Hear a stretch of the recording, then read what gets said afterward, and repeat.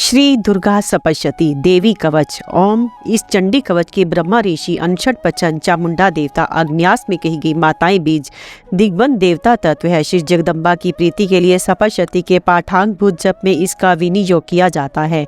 ओम चंडिका देवी को नमस्कार है। मार्कंडे जी का पितामह जो इस संसार में परम गोपनीय तथा मनुष्य की सब प्रकार से रक्षा करने वाला है और जो अब तक आपने दूसरे किसी के सामने प्रकट नहीं किया हो, ऐसा कोई साधन मुझे बताइए। ब्रह्मा जी बोले, ब्राह्मण, ऐसा साधन तो एक देवी का कवच ही है जो गोपनीयों से भी परम गोपनीय, पवित्र तथा संपूर्ण प्राणियों का उपकार करने वाला है। महामुने उसे श्रवण करो। देवी की 9 मूर्तियां हैं जिन्हें नव दुर्गा कहते हैं।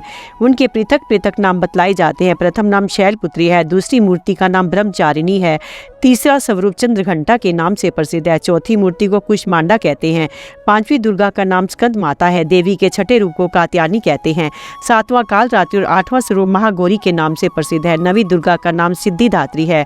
ये सब नाम सर्वज्ञ महात्मा वेद भगवान के द्वारा ही प्रतिपादित हुए हैं। जो मनुष्य अग्नि में जल रहा हो, रणभूमि में शत्रु से घिर गया हो, विषम संकट में फंस गया हो तथा इस प्रकार भय से आतुर होकर जो भगवती दुर्गा की शरण में प्राप्त हुए, उनका कभी कोई अमंगल नहीं होता।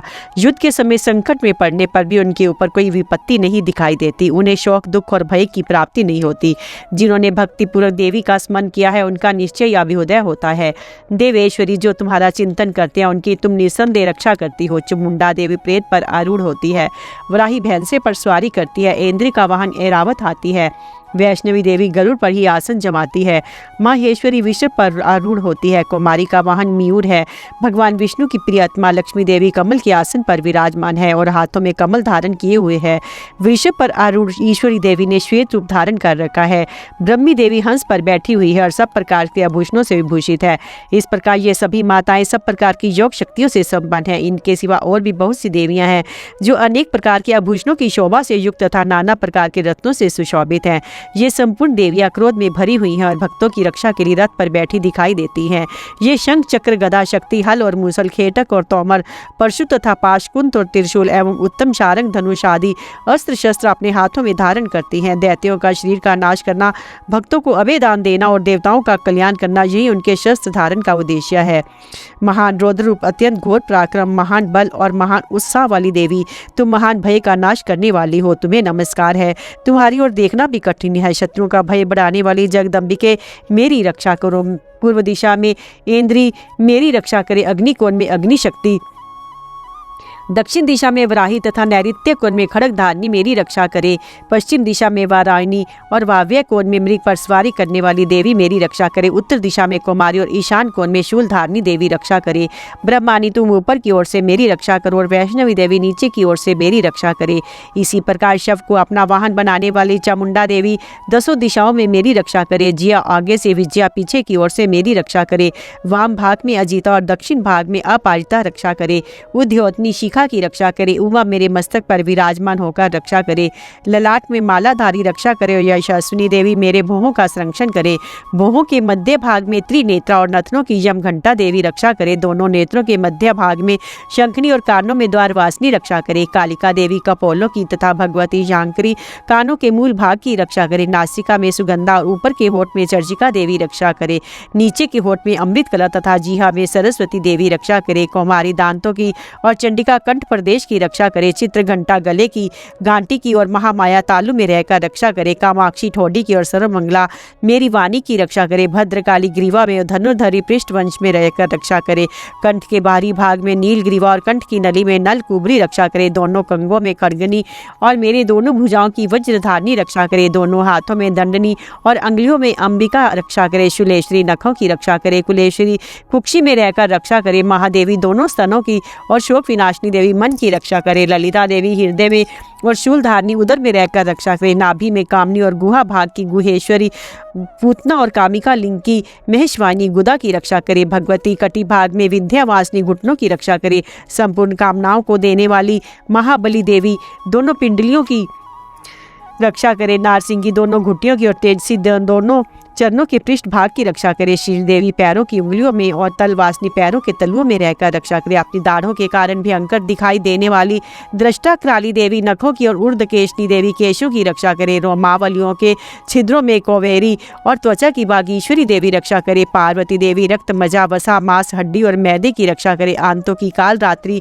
और पित्त की मुक्तेश्वरी रक्षा करे। मूलाधार आदि कमल कोशों में पद्मावती और कफ में चूड़ामणि देवी स्थित होकर रक्षा करे। नख के तेज की ज्वालामुखी रक्षा करे, जिसका किसी भी अस्त्र से भेदन नहीं हो सकता। वे अभेदा देवी शरीर की स्मर संधियों में रहकर रक्षा करे। ब्रह्मानी आप मेरे वीर्य की रक्षा करे। छत्र श्री छाया की तथा धर्मधारिणी देवी मेरे अहंकार, मन और बुद्धि की रक्षा करे। हाथ में वज्र धारण करने वाली वज्रहस्ता देवी मेरे प्राण, अपान, व्यान, उदान और स्मान वायु की रक्षा करे। कल्याण से शोभित होने वाली भगवती कल्याण शोभना मेरे प्राण की रक्षा करे। रस, रूप, गंध, शब्द, स्पर्श और विषयों का अनुभव करते समय योगिनी देवी रक्षा करे तथा सत्व गुण, रजोगुण और तमोगुण की रक्षा सदा नारायणी देवी रक्षा करे। वराही आयु की रक्षा करे। वैष्णवी धर्म की रक्षा करे तथा चकरनी देवी यश, कीर्ति, लक्ष्मी तथा धन विद्या की रक्षा करे। इंद्राणी आप मेरे गोत्र की रक्षा करे। चंडिका तुम मेरे पशुओं की रक्षा करो। महालक्ष्मी पुत्रों की रक्षा करे। भैरवी पत्नी की रक्षा करे। मेरे पथ की सुपंथा तथा मार्ग की क्षेमकारी रक्षा करे। राजा के दरबार में महालक्ष्मी रक्षा करे तथा सब और व्याप्त रहने वाली विजया देवी संपूर्ण भयों से मेरी रक्षा करे। देवी जो स्थान कवच में नहीं कहा गया अतएव रक्षा से रहित है, वह सब तुम्हारे द्वारा सुरक्षित हो, क्योंकि तुम विजयशालिनी और पाप नाशनी हो। यदि अपने शरीर का भला चाहो तो मनुष्य बिना कवच के कहीं एक पग न जाए। कवच का पाठ करके ही यात्रा करे। कवच के द्वारा सब और सुरक्षित मनुष्य जहाँ जहाँ भी जाता है वहाँ वहाँ उसे धन लाभ होता है तथा संपूर्ण कामनाओं की सिद्धि करने वाली विजय की प्राप्ति होती है। वह जिस जिस अभीष्ट वस्तु का चिंतन करता है उसको निश्चय ही प्राप्त कर लेता है। वह पुरुष इस पृथ्वी पर तुलना रहित महान ऐश्वर्य का भागी होता है। कवच से सुरक्षित मनुष्य निर्भय हो जाता है। युद्ध में उसकी पराजय नहीं होती तथा वह तीनों लोकों में पूजनीय होता है। देवी का ये कवच देवताओं के लिए भी दुर्लभ है। जो प्रतिदिन नियम पूर्वक तीनों संध्याएं के समय श्रद्धा के साथ इसका पाठ करता है उसे दैवी कला प्राप्त होती है तथा वह तीनों लोकों में कहीं भी पराजित नहीं होता। इतना ही नहीं, वे अपमृत्यु से रहित 100 से भी अधिक वर्षों तक जीवित रहता है। मकड़ी, चेचक और कोढ़ आदि उसकी संपूर्ण व्याधियां नष्ट हो जाती हैं। कनेर, भांग, अफीम, धतूरे आदि का स्थावर विष, सांप और बिच्छू आदि के काटने से चढ़ा हुआ जंगम विष तथा यही फेन और तेल के संयोग आदि से बनने वाला कृत्रिम विष, ये सभी प्रकार के विष दूर हो जाते हैं, उनका कोई असर नहीं होता। इस पृथ्वी पर मारन, मोहन आदि जितने अभिचारिक प्रयोग होते हैं तथा जिस प्रकार के यंत्र मंत्र होते हैं वे सब इस कवच को हृदय में धारण कर लेने पर उस मनुष्य को देखते ही नष्ट हो जाते हैं। यही नहीं, पृथ्वी पर विचरने वाले ग्राम देवता, आकाशचारी देव विशेष, जल के संबंध से प्रकट होने वाले गण, उपदेश मात्र से सिद्ध होने वाले निम्न कोटि के देवता, अपने जन्म के साथ प्रकट होने वाले देवता, कुल देवता, माला, डाकनी, शाकनी, अंतरिक्ष में विचरने वाली अत्यंत बलवती भयानक डाकिनियां, ग्रह, भूत, पिशाच, यक्ष, गंधर्व, राक्षस, ब्रह्म राक्षस, बेताल, कुष्मांड और भैरव आदि अनिष्ट कारक देवता भी हृदय में कवच धारण किए रहने पर उस मनुष्य के देखते ही भाग जाते हैं। कवचधारी पुरुष को राजा से सम्मान वृद्धि प्राप्त होती है। ये कवच मनुष्य के तेज की वृद्धि करने वाला और उत्तम है। कवच का पाठ करने वाला पुरुष अपनी कीर्ति से विभूषित भूतल पर अपने सुयश के साथ साथ वृद्धि को प्राप्त होता है। जो पहले कवच का पाठ करके उसके बाद सप्तशती चंडी का पाठ करता है उसकी जब तक वन, पर्वत और कानों से ये पृथ्वी टकी रहती है तब तक यहाँ पुत्र पौत्र आदि संतान परंपरा बनी रहती है। फिर देह का अंत होने पर वह पुरुष भगवती महामाया के प्रसाद से उस नित्य परम पद को प्राप्त होता है जो देवताओं के लिए भी दुर्लभ है। वह सुंदर दिव्य रूप धारण करता और कल्याण में शिव के साथ आनंद का भागी होता है। देवी कवच संपूर्ण। अर्गला सत्रोत। और इस अर्गला सत्रोत मंत्र के विष्णु ऋषि 59 श्री महालक्ष्मी देवता है। श्री जगदम्बा की प्रीति के लिए सप्तशती के पाठांग भुज जप में इसका विनियोग किया जाता है। ओम चंडिका देवी को नमस्कार है। मार्कंडे जी कहते हैं, जयंती, मंगला, काली, भद्र काली, कपालिनी, दुर्गा, क्षमा, शिवा, धात्री, स्वाहा और स्वधा, इन नामों से प्रसिद्ध जगदम्बिके तुम्हें मेरा नमस्कार हो। देवी चामुंडे तुम्हारी जय हो।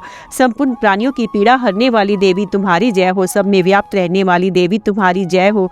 काल रात्रि तुम्हें नमस्कार हो। मधुर और कैटब को मारने वाली तथा ब्रह्मा जी को वरदान देने वाली देवी तुम्हें नमस्कार है।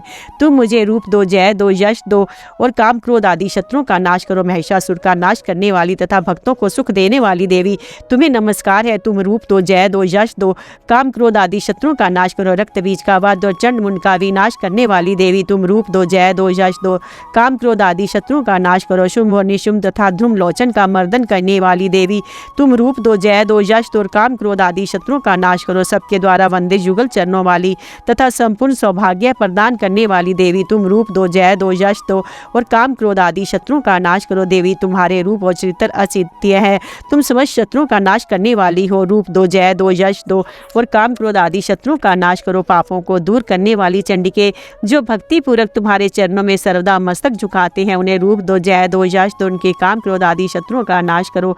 रोगों का नाश करने वाली चंडिके जो भक्ति पूर्वक तुम्हारी स्तुति करते हैं उन्हें रूप दो, जय दो, यश दो और उनके काम क्रोध आदि शत्रुओं का नाश करो। चंडिके इस संसार में जो भक्ति पूर्वक तुम्हारा पूजा करते हैं उन्हें रूप दो, जय दो, यश दो, उनके काम क्रोध आदि शत्रुओं का नाश करो। मुझे सौभाग्य और आरोग्य दो, परम सुख दो। रूप दो, जय दो, यश दो और मेरे काम क्रोध आदि शत्रुओं का नाश करो। जो मुझसे द्वेष रखते हैं उनका नाश और मेरे बल की वृद्धि करो। जय दो, यश दो, मेरे काम क्रोध आदि शत्रुओं का नाश करो। देवी मेरा कल्याण करो, मुझे उत्तम संपत्ति प्रदान करो। रूप दो, जय दो, यश दो और काम क्रोध आदि शत्रुओं का नाश करो। अंबिके देवता और असुर दोनों ही अपने माथे के मुकुट की मणियों को तुम्हारे चरणों पर घिसते रहते हैं। तुम रूप दो, जय दो, यश दो, काम क्रोध आदि शत्रुओं का नाश करो। तुम अपने भक्त जन को विद्वान, यशस्वी और लक्ष्मीवान बनाओ तथा रूप दो, जय दो, यश दो, उसके काम क्रोध आदि शत्रुओं का नाश करो। प्रचंड दैत्यों का दर्प का दलन करने वाली चंडिके मुझ शरणागत को रूप दो, जय दो, यश दो और मेरे काम क्रोध आदि शत्रुओं का नाश करो। चतुर्मुख ब्रह्मा जी के द्वारा प्रशंसित चार भुजा धारणी परमेश्वरी तुम रूप दो, जय दो, यश दो और काम क्रोध आदि शत्रुओं का नाश करो। देवी अंबिके भगवान विष्णु नित्य निरंतर भक्ति पूर्वक तुम्हारी स्तुति करते रहते हैं। तुम रूप दो, जय दो, यश दो और शत्रुओं का नाश करो। हिमालय कन्या पार्वती के पति महादेव जी के द्वारा प्रशंसित होने वाली परमेश्वरी तुम रूप दो, जय दो, यश दो और काम क्रोध आदि शत्रुओं का नाश करो। शचीपति इंद्र के द्वारा सद्भाव से पूजित होने वाली परमेश्वरी तुम रूप दो, जय दो, यश दो और काम क्रोध आदि शत्रुओं का नाश करो। प्रचंड भुज दंडों वाले दैत्य का घमंड चूर करने वाली देवी तुम रूप दो, जय दो, यश दो और काम क्रोध आदि शत्रुओं का नाश करो। देवी अंबिके तुम अपने भक्तजनों के सदा असीम अनंत प्रदान करती रहती हो। मुझे रूप दो, जय दो, यश दो, मेरे काम क्रोध आदि शत्रुओं का नाश करो। मन की इच्छा के अनुसार चलने वाली मनोहर पत्नी प्रदान करो जो दुर्गम संसार सागर से तारने वाली तथा उत्तम कुल में उत्पन्न हुई हो। जो मनुष्य इस सत्रोत का पाठ करके सपशक्ति रूपी महासत्रोत का पाठ करता है वह सपशक्ति की जप संख्या से मिलने वाले श्रेष्ठ फल को प्राप्त होता है, साथ ही वह प्रचुर संपत्ति भी प्राप्त कर लेता है। अगला सत्रोत संपूर्ण कीलक। ओम इस कीलक मंत्र का शिव ऋषि 59 श्री महाराज सरस्वती देवता है। श्री जगदम्बा की प्रीति के लिए सपशक्ति के पाठानुभूत जप में इसका विनियोग किया जाता है। ओम चंडिका देवी को नमस्कार है। मार्कंडेय जी कहते हैं विशुद्ध ज्ञान ही जिनका शरीर है, तीनों वेद ही जिनके तीन दिव्य नेत्र है, जो कल्याण प्राप्ति के हेतु है तथा अपने मस्तक पर अर्धचंद्र का मुकुट धारण करते हैं, उन भगवान शिव को नमस्कार है। मंत्रों को जो अभिकीलक है अर्थात मंत्रों की सिद्धि में विघ्न उपस्थित करने वाले शाप रूपी कीलक का जो निवारण करने वाला है उस सपशक्ति स्तोत्र को संपूर्ण रूप से जानना चाहिए। यद्यपि सपशक्ति के अतिरिक्त अन्य मंत्रों के जप में भी जो निरंतर लगा रहता है वह भी कल्याण का भागी होता है, उसके भी उच्चाटन आदि कर्म सिद्ध होते हैं, उसे विस्मृत दुर्लभ वस्तुओं की प्राप्ति हो जाती है। तथापि जो अन्य मंत्रों का जप ना करके केवल इस सपशक्ति नामक स्तोत्र से ही देवी की स्तुति करते हैं उन्हें स्तुति मात्र से सच्चिदानंद स्वरूपनी देवी सिद्ध हो जाती है। उन्हें अपने कार्य की सिद्धि के लिए मंत्र, औषधि तथा अन्य किसी साधन के उपयोग की आवश्यकता नहीं रहती। बिना जप के ही उनके उच्चाटन आदि स्मृत अविचारिक कर्म सिद्ध हो जाते हैं। इतना ही नहीं उनकी संपूर्ण अभीष्ट वस्तुएं भी सिद्ध होती हैं। लोगों के मन में ये शंका थी जब केवल सपशक्ति की उपासना से अथवा सपशक्ति को छोड़कर अन्य मंत्रों की उपासना से भी समान रूप से सब कार्य सिद्ध हो जाते हैं, तब इनमें श्रेष्ठ कौन सा साधन है। लोगों की शंका को सामने रखकर भगवान शंकर ने अपने पास आए हुए जिज्ञासुओं को समझाया कि ये सपशक्ति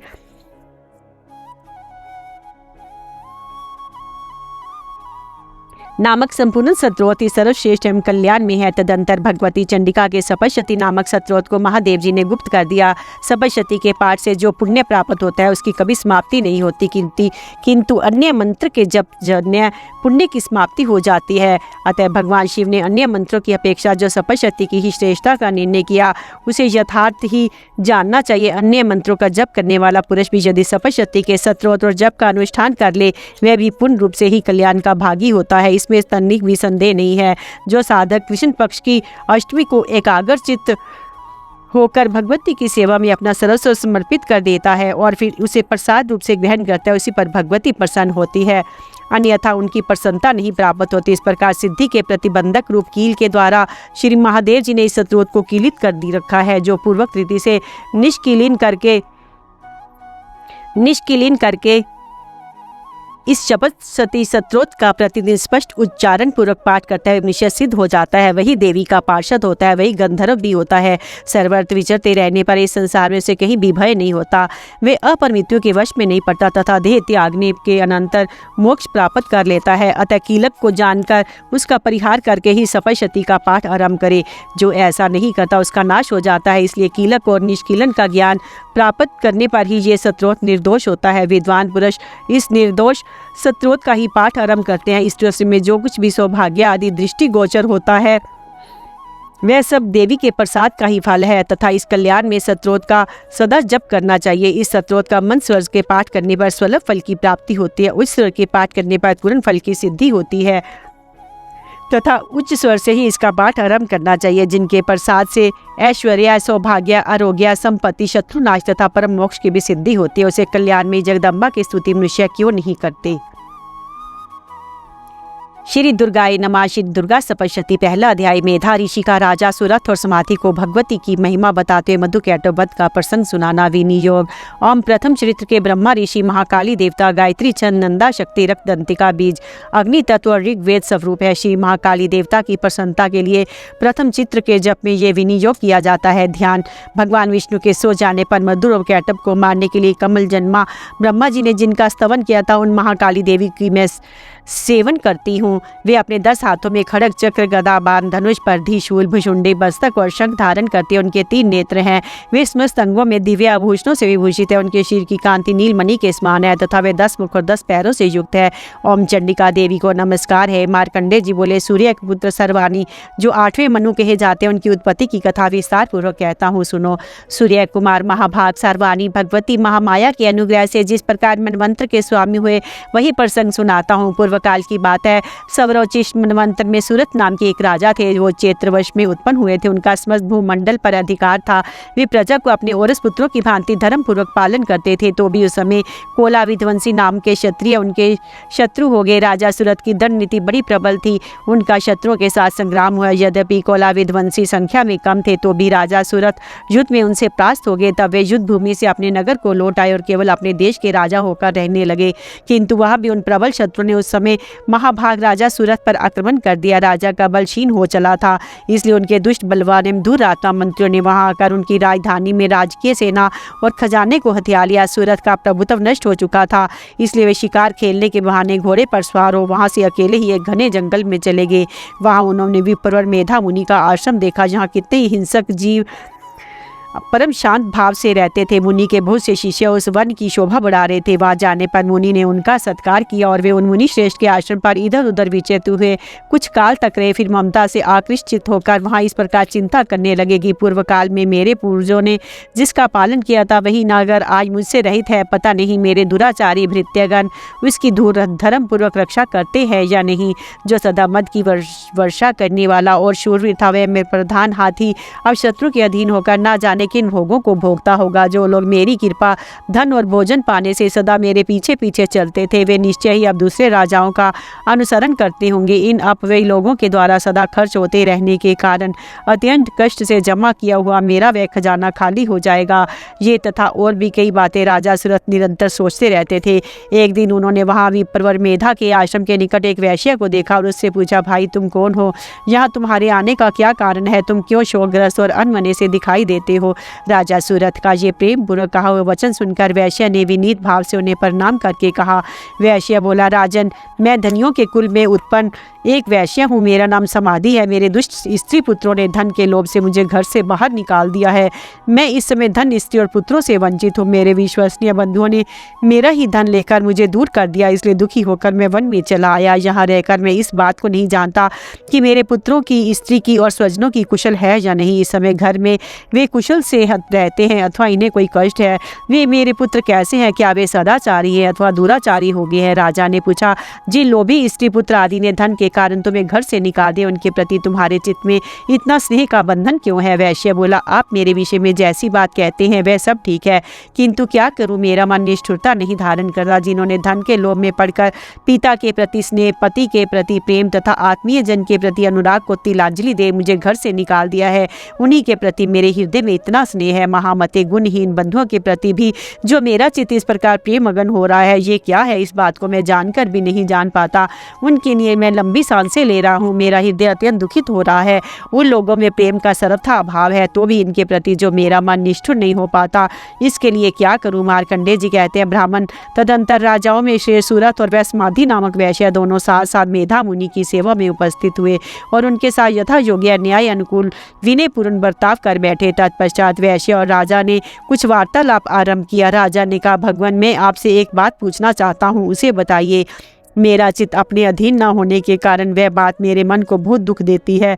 जो राज्य मेरे हाथ से चला गया है उसमें और उसके संपूर्ण अंगों में मेरी ममता बनी हुई है। मुनिश्रेष्ठ, ये जानते हुए भी वे अब मेरा नहीं है, अज्ञानी की भांति मुझे उसके लिए दुख होता है। ये क्या है?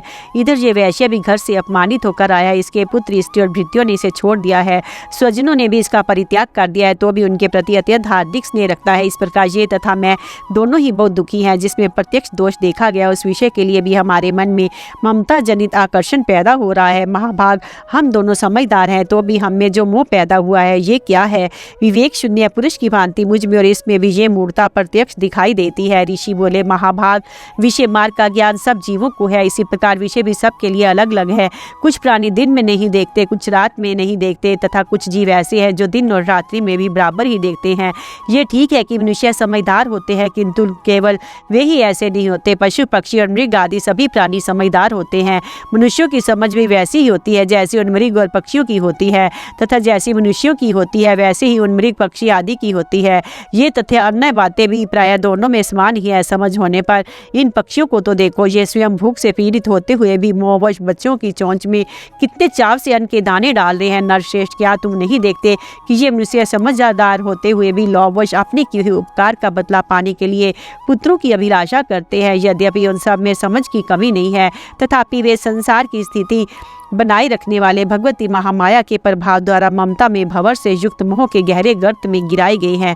इसलिए इसमें आश्चर्य नहीं करना चाहिए। जगदीश्वर भगवान विष्णु की योग निद्रा रूप जो भगवती महामाया है, उन्हीं से जगत मोहित हो रहा है। वे भगवती महामाया देवी ज्ञानियों के भी चित्त को बलपूर्वक खींचकर मोह में डाल देती है। वे ही इस संपूर्ण चराचर जगत की सृष्टि करती है, तथा वे ही प्रसन्न होने पर मनुष्यों को मुक्ति के लिए वरदान देती है। वे ही पराविद्या, संसार बंधन और मोक्ष की हेतुभूता सनातनी देवी तथा संपूर्ण ईश्वरों की भी अधीश्वरी है। राजा ने पूछा, भगवान, जिन्हें आप महामाया कहते हैं वे देवी कौन है? ब्राह्मण, उनका आविर्भाव कैसे हुआ तथा उनके चरित्र कौन कौन है? ब्रह्मवेताओं में श्रेष्ठ महर्षि उन देवी का जैसा प्रभाव हो, जैसा स्वरूप हो, जिस प्रकार प्रादुर्भाव हुआ हो, वह सब मैं आपके मुख से सुनना चाहता हूँ।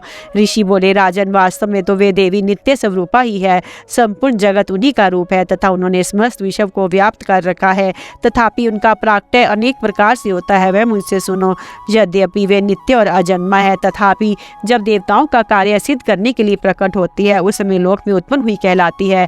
कल्प के अंत में जब संपूर्ण जगत एकार्णव में निमग्न हो रहा था, सबके प्रभु भगवान विष्णु शेषनाग की छैया बिछाकर योग निद्रा का आश्रय ले सो रहे थे। उस समय उनके कानों में मैल से दो भयंकर असुर उत्पन्न हुए जो मधु और कैटभ के नाम से विख्यात थे। वे दोनों ब्रह्मा जी का वध करने के तैयार हो गए।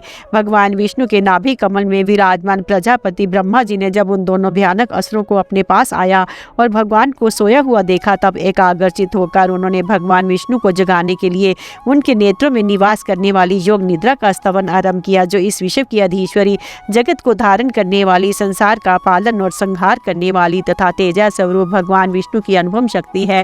उन्हीं भगवती निद्रा देवी की भगवान ब्रह्मा स्तुति करने लगे। ब्रह्मा जी ने कहा, देवी, तुम्ही स्वाहा, तुम्ही स्वधा, तुम्ही वष्टकार हो, स्वर भी तुम्हारे ही स्वरूप है।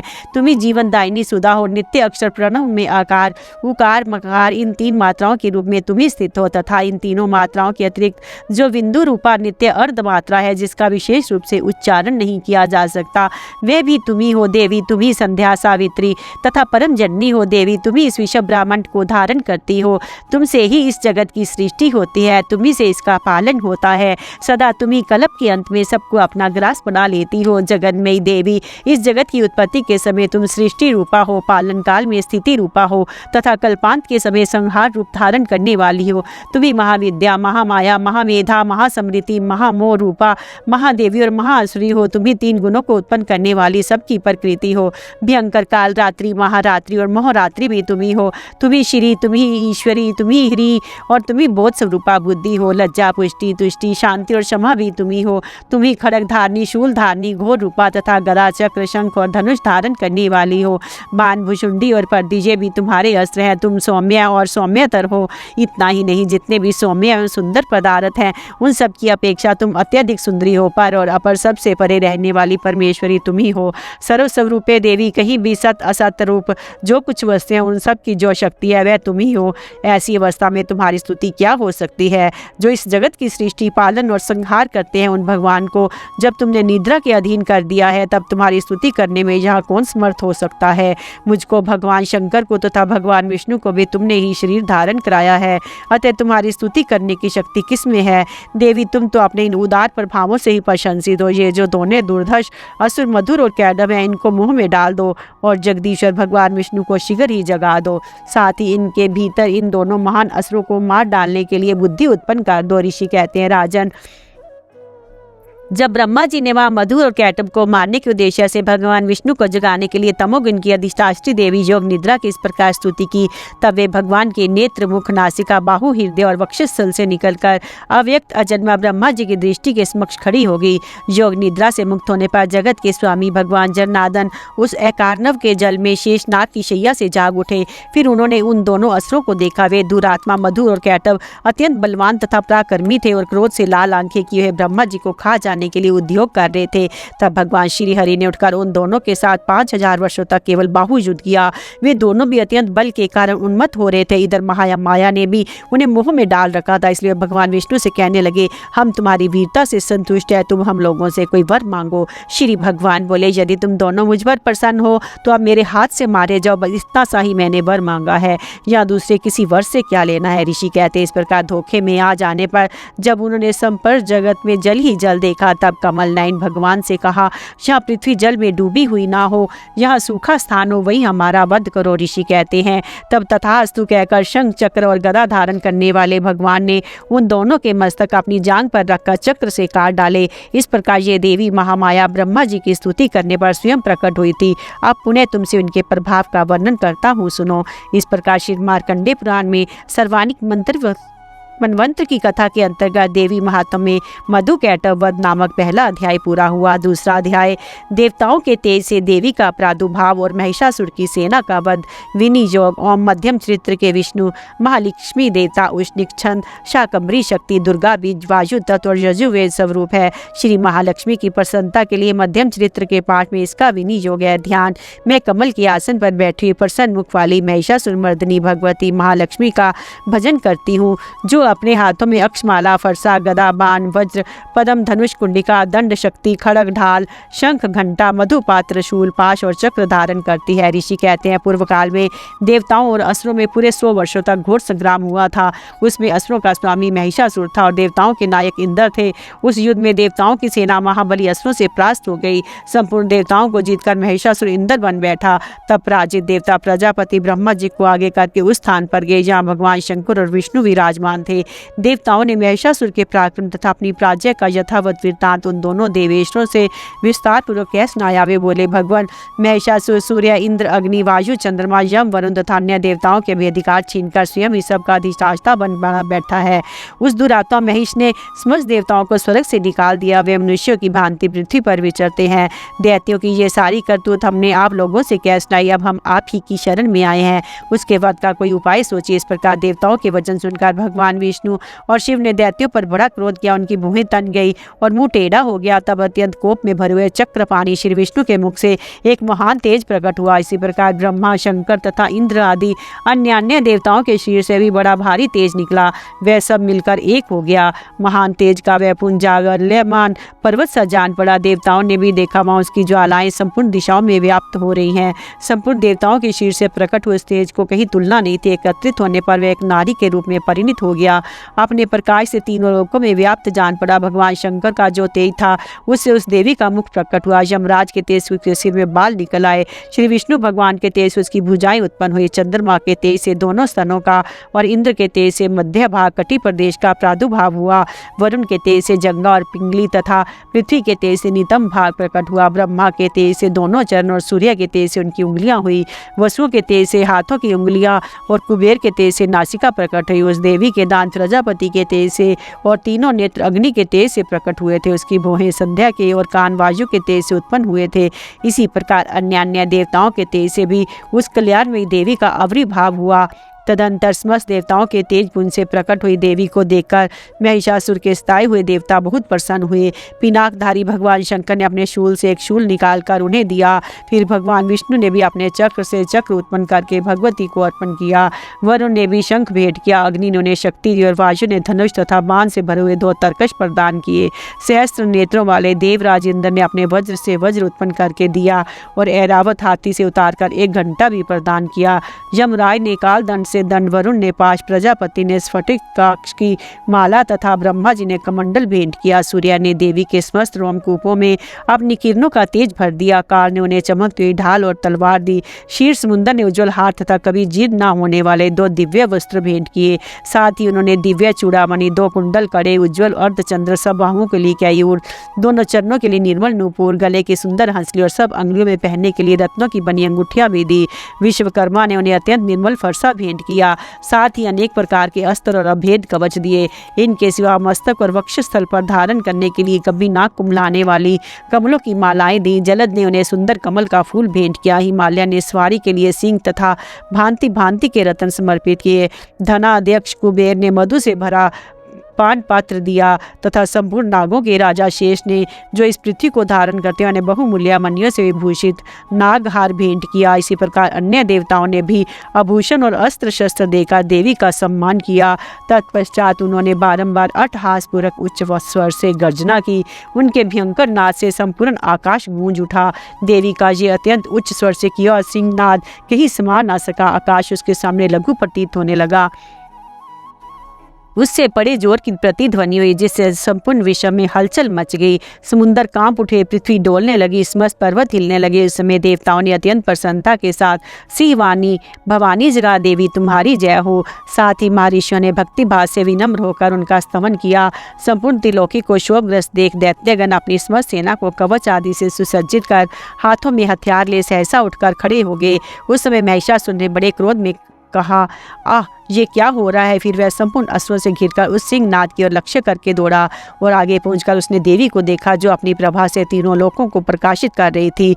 उनके चरणों के भार से पृथ्वी दबी जा रही थी, माथे के मुकुट से आकाश में रेखा से खींच रही थी तथा वे अपने धनुष की टंकार से 7 पतालों को शुद्ध किए देती थी। देवी अपनी हजारों भुजाओं से संपूर्ण दिशाओं को आच्छादित करके खड़ी थी। तदंतर उनके साथ दैत्यों का युद्ध छिड़ गया। नाना प्रकार के अस्त्र शस्त्रों के प्रहार से संपूर्ण दिशाएं उद्भासित होने लगी। चिक्षुर नामक महान असुर महिषासुर का सेना नायक था। वह देवी के साथ युद्ध करने लगा। अन्य दैत्यों की चतुरंगनी सेना साथ लेकर चामर भी लड़ने लगा। 60,000 रथियों के साथ आकर उद्गर नामक महादैत्य ने लोहा लिया।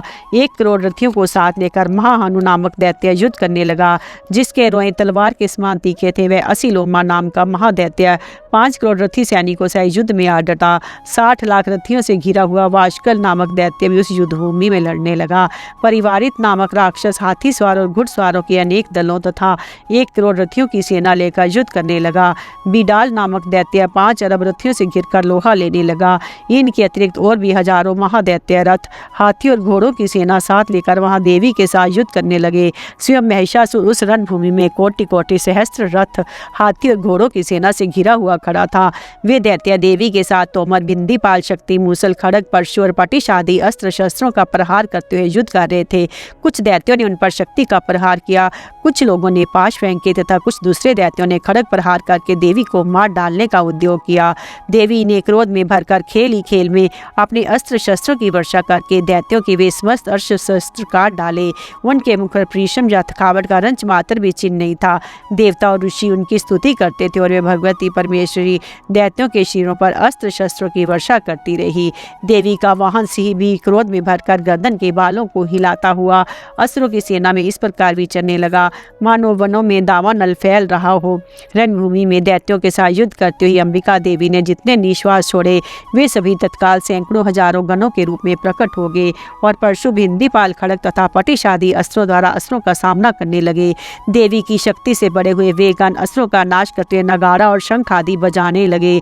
उस संग्राम महोत्सव में कितने ही गण मृदंग बजा रहे थे। तदंतर देवी ने त्रिशूल से, गदा से, शक्ति की वर्षा से और खड़ग आदि से सैकड़ों महादैत्यों का संहार कर डाला।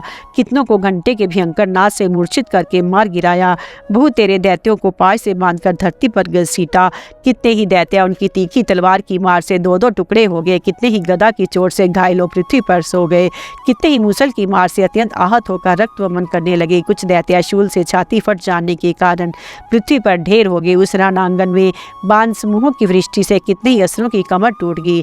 बाज की तरह झपटने वाले देवी पीड़क दैत्यगण अपने प्राणों से हाथ धोने लगे। किन्हीं की बाहें छिन्न भिन्न हो गई, कितनों की गर्दनें कट गई। कितने ही दैत्यों के मस्तक कट कट कर गिरने लगे। कुछ लोगों के शरीर मध्य भाग में ही विदीर्ण हो गए। कितने ही महादैत्य जांघें कट जाने पर पृथ्वी पर गिर पड़े। कितनों को ही देवी ने एक बाँह, एक पैर और एक नेत्र वाले करके दो टुकड़ों में चीर डाला। कितने ही दैत्य मस्तक कट जाने पर गिरकर फिर उठ जाते और केवल धड़ के ही रूप में अच्छे अच्छे हथियार हाथ में ले देवी के साथ युद्ध करने लगते थे। दूसरे कबंध युद्ध के बाजों की लय पर नाचते थे। कितने ही बिना सिर के धड़ हाथों में खड़ग, शक्ति और दृष्टि लिए दौड़ते थे तथा दूसरे दूसरे महादैत्य ठहरो ठहरो ये कहते देवी को युद्ध के लिए ललकारते थे। जहाँ वह घोर संग्राम हुआ था वहाँ की धरती देवी के गिराए हुए रथ, हाथी, घोड़े और असुरों की लाशों से ऐसी पट गई थी कि वहाँ चलना फिरना असंभव हो गया था। दैत्यों की सेना में हाथी, घोड़े और असुरों के शरीर से इतनी अधिक मात्रा में रक्तपात हुआ था कि थोड़ी ही देर में खून की बड़ी बड़ी नदियाँ बहने लगी। जगदम्बा ने असुरों की विशाल सेना को क्षण भर में नष्ट कर दिया। ठीक उसी तरह जैसे तृण और काठ के भारी ढेर को आग कुछ क्षणों में भस्म कर देती है और वह सिंह भी गर्दन के बालों को हिला हिलाकर जोर जोर से गर्जना करता हुआ दैत्यों के शरीर से मानो उनके प्राण चुने लेता था। महादेवी के गणों ने भी उन महादैत्यों के साथ ऐसा युद्ध किया जिससे आकाश में खड़े हुए देवतागण उन पर बहुत संतुष्ट हुए और फूल बरसाने लगे। इस प्रकार श्री मार्कंडेय पुराण में सार्वजनिक मंत्र की कथा के अंतर्गत देवी महात्म्य में महिषासुर की सेना का वध नामक दूसरा अध्याय पूरा हुआ। तीसरा अध्याय सेनापतियों सहित महिषासुर का वध। ध्यान जगदम्बा की श्री अंगों की कांति उदय काल के सहस्त्र सूर्यों के समान है। वे लाल रंग की रेशमी साड़ी पहने हुए हैं। उनके गले में मुंडमाला शोभा पा रही है। दोनों स्तनों पर रक्त चंदन का लेप लगा है। वे अपने कर कमलों में जप, मालिका, विद्या और अभय तथा वर नामक मुद्राएं धारण किए हुए हैं। 3 नेत्रों से सुशोभित मुखारविंद की बड़ी शोभा हो रही है। उनके मस्तक पर चंद्रमा के साथ ही रतन में मुकुट बंधा है तथा वे कमल के आसन पर विराजमान है। ऐसी देवी को मैं भक्ति पूर्वक प्रणाम करती हूँ। ऋषि कहते हैं, दैत्यों की सेना का इस प्रकार तहस नहस होते देख महादैत्य सेनापति चिक्षुर क्रोध में भरकर अंबिका देवी से युद्ध करने के लिए आगे बढ़ा। वह असुर रणभूमि में देवी के ऊपर इस प्रकार बाणों की वर्षा करने लगा जैसे बादल मेरुगिरी के शिखर पर पानी की धार बरसा रहा हो। तब देवी ने अपने बाणों से उसके बाण समूह को अनायास ही काटकर उसके घोड़ों और सारथी को मार डाला।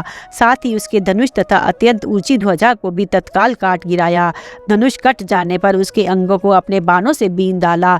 धनुष, रथ, घोड़े और सारथी के नष्ट हो जाने पर वह असुर ढाल और तलवार लेकर देवी की ओर दौड़ा। उसने तीखी धार वाली तलवार से सिंह के मस्तक पर चोट करके देवी की भी बाई भुजा में बड़े वेग से प्रहार किया। राजन, देवी की बाह पर पहुंचते ही वह तलवार टूट गई। फिर तो क्रोध से लाल लाल आंखें करके उस राक्षस ने शूल हाथ में लिया। उसे उस महादैत्य ने भगवती भद्रकाली के ऊपर चलाया। वह शूल आकाश से गिरते हुए सूर्यमंडल की भांति अपने तेज से प्रज्वलित हो उठा। उस शूल को अपनी ओर आते देख देवी ने भी शूल का प्रहार किया। उससे राक्षस के शूल के सैकड़ों टुकड़े हो गए। साथ ही महादैत्य चिक्षुर की भी धज्जियां उड़ गई। वह प्राणों से हाथ धो बैठा। महिषासुर के सेनापति उस महापराक्रमी चिक्षुर के मारे जाने पर देवताओं को पीड़ा देने वाला चामर हाथी पर चढ़कर आया। उसने भी देवी के ऊपर शक्ति का प्रहार किया, किंतु जगदम्बा ने उसे अपने हुंकार से आहत एवं निष्प्रभ करके तत्काल पृथ्वी पर गिरा दिया। शक्ति टूटकर गिरी हुई देख चामर को बड़ा क्रोध हुआ। अब उसने शूल चलाया, किंतु देवी ने उसे भी अपने बाणों द्वारा काट डाला। इतने में ही देवी का सिंह उछलकर हाथी के मस्तक पर चढ़ बैठा और उस दैत्य के साथ खूब जोर लगाकर बाहुयुद्ध करने लगा। वे दोनों लड़ते लड़ते हाथी से पृथ्वी पर आ गए और अत्यंत क्रोध में भरकर एक दूसरे पर बड़े भयंकर प्रहार करते हुए लड़ने लगे। तदंतर सिंह बड़े वेग से आकाश की ओर उछला और उधर से गिरते समय उसने पंजों की मार से चामर का सिर धड़ से अलग कर दिया। इसी प्रकार उदगर भी शिला और वृक्ष आदि की मार खाकर रणभूमि में देवी के हाथ से मारा गया तथा कराल भी दांतों, मुक्कों और थप्पड़ों की चोट से धाराशायी हो गया। क्रोध में भरी हुई देवी ने गदा की चोट से उद्धत का कचूमर निकाल डाला। भिंदीपाल से वाशकल को तथा बानों से तामर और अंधक को मौत के घाट उतार दिया। 3 नेत्रों वाली परमेश्वरी ने त्रिशूल से उग्रास्य, उग्रवीर्या तथा महाहनु नामक दैत्यों को मार डाला। तलवार की चोट से विडाल के मस्तक को धड़ से काट गिराया। दुर्धर और दुर्मुख इन दोनों को भी अपने बानों से यमलोक भेज दिया। इस प्रकार अपनी सेना का संहार होता देख महिषासुर ने भैंसे का रूप धारण करके देवी के गणों को त्रास देना आरंभ किया। किन्हीं को थूथन से मारकर, किन्हीं के ऊपर का प्रहार करके, किन्हीं को पूंछ से चोट पहुंचाकर, कुछ को सिंगों से विदीर्ण करके, कुछ गणों को वेग से, किन्हीं की सिंहनाद से, कुछ को चक्र देकर, कितनों को निश्वास वायु के झोंके से धाराशायी कर दिया। इस प्रकार गणों की सेना को गिराकर वह असुर महादेवी के सिंह को मारने के लिए झपटा। इससे जगदम्बा का बड़ा क्रोध हुआ। उधर महापराक्रमी महिषासुर भी क्रोध में भरकर धरती को खुरों में खोदने लगा और अपने सिंगों से ऊंचे ऊंचे पर्वतों को उठाकर फेंकने और गरजने लगा। उसके वेग से चक्र देने के कारण पृथ्वी शुद्ध होकर फटने लगी। उसकी पूंछ से टकराकर समुद्र सब ओर से धरती को डुबाने लगा। हिलते हुए सिंहों के आघात से विदीर्ण होकर बादलों के टुकड़े टुकड़े हो गए। उसके श्वास की प्रचंड वायु के वेग से उड़े हुए सैकड़ों पर्वत आकाश से गिरने लगे। इस प्रकार क्रोध में भरे हुए उस महादैत्य को अपनी ओर आते देख चंडिका ने उसका वध करने के लिए महान क्रोध किया। उन्होंने पाश फेंककर उस महान असुर को बांध लिया। उस महासंग्राम में बंध जाने पर उसने भैंसे का रूप त्याग दिया और तत्काल सिंह के रूप में वह प्रकट हो गया। उस अवस्था में जगदम्बा ज्यों ही उसका मस्तक काटने के लिए उद्यत हुई, त्यों ही वह खड्गधारी पुरुष के रूप में दिखाई देने लगा। तब देवी ने तुरंत ही बाणों की वर्षा करके ढाल और तलवार के साथ उस पुरुष को भी बीन डाला। इतने में ही वह महान गजराज के रूप में परिणत हो गया तथा अपनी सूंड से देवी के विशाल सिंह को खींचने और गरजने लगा। खींचते समय देवी ने तलवार से उसकी सूंड काट डाली। तब उस महादैत्य ने पुनः भैंसे का शरीर धारण कर लिया और पहले की ही भांति चराचर प्राणियों सहित तीनों लोकों को व्याकुल करने लगा। तब क्रोध में भरी हुई जगत माता चंडिका बारंबार उत्तम मधु का पान करने और लाल आंखें करके हंसने लगी। उधर बल और पराक्रम के मद से उन्मत्त हुआ राक्षस गरजने लगा और अपने सींगों से चंडी के ऊपर पर्वतों को फेंकने लगा। उस समय देवी अपने बाणों के समूहों से उसके फेंके हुए पर्वतों को चूर्ण करती हुई बोली। बोलते समय उनका मुख मधु के मद से लाल हो रहा था। वाणी लड़खड़ा रही थी। देवी ने कहा, ओ मूढ़, मैं जब तक मधु पीती हूँ तब तक तू क्षण भर के लिए खूब गर्ज ले। मेरे हाथ से यही तेरी मृत्यु हो जाने पर अब शीघ्र ही देवता भी गर्जना करेंगे। ऋषि कहते हैं, यूं कहकर देवी उछली और उस महादैत्य के ऊपर चढ़ गई। फिर अपने पैर से उसे दबाकर उन्हें शूल से उसके कंठ में आघात किया। उनके पैर से दबा होने पर महिषासुर अपने मुख से दूसरे रूप में बाहर होने लगा। अभी आधे शरीर से बाहर निकल नहीं पाया था कि देवी ने अपने प्रभाव से उसे रोक दिया। आधा निकला होने पर भी वह महादैत्य देवी से युद्ध करने लगा। तब देवी ने बहुत बड़ी तलवार से उसका मस्तक काट गिराया। फिर तो हाहाकार करती हुई दैत्यों की सारी सेना भाग गई तथा संपूर्ण देवता अत्यंत प्रसन्न हो गए। देवताओं ने दिव्य महर्षियों के साथ दुर्गा देवी का स्तवन किया। गंधर्व राज गाने लगे तथा अप्रसाय नृत्य करने लगे। इस प्रकार श्री मार्कंडेय पुराण में सार्वजनिक मनमंत्र की कथा के अंतर्गत देवी महात्म्य में महिषासुर वध नामक तीसरा अध्याय पूरा हुआ। चौथा अध्याय इंद्र आदि देवताओं द्वारा देवी की स्तुति। ध्यान सिद्धि की इच्छा रखने वाले पुरुष जिनकी सेवा करते हैं तथा देवता जिन्हें सब ओर से घेरे रहते हैं, उन जिया नाम वाली दुर्गा देवी का ध्यान करें। उनके श्री अंगों की आभा वाले काले मेघ के समान श्याम है। वे अपने कटाक्षों से शत्रुस्मु को भय प्रदान करती है। उनके मस्तक पर आबद्ध चंद्रमा की रेखा शोभा पाती है। वे अपने हाथों में शंख, चक्र, कृपाण और त्रिशूल धारण करती है। उनके 3 नेत्र है। वह सिंह के कंधे पर चढ़ी हुई है। अपने तेज से तीनों लोकों को परिपूर्ण कर रही है। ऋषि कहते हैं अत्यंत पराक्रमी दुरात्मा महिषासुर तथा उसकी दैत्य सेना के देवी के हाथ से मारे जाने पर इंद्र आदि देवता प्रणाम के लिए गर्दन तथा कंधे झुकाकर उन भगवती दुर्गा का उत्तम वचनों द्वारा स्तवन करने लगे। उस समय उनके सुंदर अंगों से अत्यंत हर्ष के कारण रोमांच हो आया था। देवता बोले, संपूर्ण देवताओं की शक्ति का समुदाय ही जिनका स्वरूप है, जिन देवी ने अपनी शक्ति से संपूर्ण जगत को व्याप्त कर रखा है, समस्त देवताओं और महर्षियों की पूजनीय उन जगदम्बा को हम भक्ति पूर्वक नमस्कार करते हैं। वे हम लोगों का कल्याण करें। जिनके अनुपम प्रभाव और बल का वर्णन करने में भगवान शेष नाग, ब्रह्मा जी तथा महादेव जी भी समर्थ नहीं है, वे भगवती चंडी का संपूर्ण जगत का पालन एवं अशुभ भय का नाश करने का विचार करें। जो पुण्य आत्माओं के घरों में स्वयं ही लक्ष्मी रूप से, पापियों की जहाँ दरिद्रता रूप से, शुद्ध अंतःकरण वाले पुरुषों के हृदय में बुद्धि रूप से, सत्पुरुषों में श्रद्धा रूप से तथा कुलीन मनुष्य में लज्जा रूप से निवास करते हो, आप भगवती दुर्गा को हम नमस्कार करते हैं। देवी आप संपूर्ण विश्व का पालन कीजिए। देवी आपके इस अचिंत्य रूप का, असुर का नाश करने वाले भारी पराक्रम का तथा समस्त देवताओं और दैत्यों के समक्ष युद्ध में प्रकट किए हुए आपके अद्भुत चरित्रों को हम किस प्रकार वर्णन करें। आप संपूर्ण जगत की उत्पत्ति में कारण है। आप में सत्व गुण, रजोगुण और तमोगुण है। ये तीनों गुण मौजूद है तो भी दोषों के साथ आपका संसर्ग नहीं जान पड़ता। भगवान विष्णु और महादेव जी आदि देवता भी आपका पार नहीं पाते। आप ही सबका आश्रय है। ये समस्त जगत आपका अंशभूत है। कोई कि आप सबकी अद्भुत अव्यकृत पराप्रकृति है। देवी संपूर्ण यज्ञों में जिसके उच्चारण से सब देवता तृप्ति लाभ करते हैं, वह स्वाहा आप ही है। इसके अतिरिक्त आप पितरों को भी तृप्ति का कारण है। अतएव सब लोग आपको स्वधा भी कहते हैं। देवी जो मोक्ष की प्राप्ति का साधन है, अचिंत्य महाव्रत स्वरूप है। समस्त दोषों से रहित जितेंद्रिय तत्व को ही सार वस्तु मानने वाले तथा मोक्ष की अभिलाषा रखने वाले मुनिजन जिसका अभ्यास करते हैं, वह भगवती परा विद्या आप ही है। आप शब्द स्वरूपा है। अत्यंत निर्मल ऋग्वेद, यजुर्वेद तथा उद्गीत के मनोरम पदों का पट से युक्त वेद का आधार भी आप ही है। आप देवी त्रयी और भगवती है। इस विश्व की उत्पत्ति एवं पालन के लिए आप ही वार्ता, खेती एवं आजीविका के रूप में प्रकट हुई है। आप संपूर्ण जगत की घोर पीड़ा का नाश करने वाली है। देवी जिससे समस्त शास्त्रों के सार का ज्ञान होता है, वह मेधा शक्ति आप ही है। दुर्गम भव सागर से पार उतारने वाली नौका रूप दुर्गा देवी आप ही है। आपकी कहीं भी आसक्ति नहीं है। कैटब के शत्रु भगवान विष्णु के वक्षस्थल में एकमात्र निवास करने वाली भगवती लक्ष्मी तथा भगवान चंद्रशेखर द्वारा सम्मानित गौरी देवी भी आप ही है। आपका मुख मन मुस्कान से सुशोभित निर्मल पूर्ण चंद्रमा के बिंब का अनुकरण करने वाला और उत्तम स्वरण की मनोहर कांति से कमनिया है, तो भी उसे देखकर महिषासुर को क्रोध हुआ। सहसा उसने उन पर प्रहार कर दिया। ये बड़े आश्चर्य की बात है। देवी वही मुख जब क्रोध से युक्त होने पर उदय काल के चंद्रमा की भांति लाल और तनी हुई भौं के कारण विकराल हो उठा, तब उसे देखकर जो महिषासुर के प्राण तुरंत नहीं निकल गए, ये उससे भी बढ़कर आश्चर्य की बात है, क्योंकि क्रोध में भरे हुए यमराज को देखकर भला कौन जीवित रह सकता है। देवी आप प्रसन्न हो। परमात्म स्वरूप आपके प्रसन्न होते पर जगत का अभ्युदय होता है और क्रोध में भर जाने पर आप तत्काल ही कितने कुलों का सर्वनाश कर डालती हैं।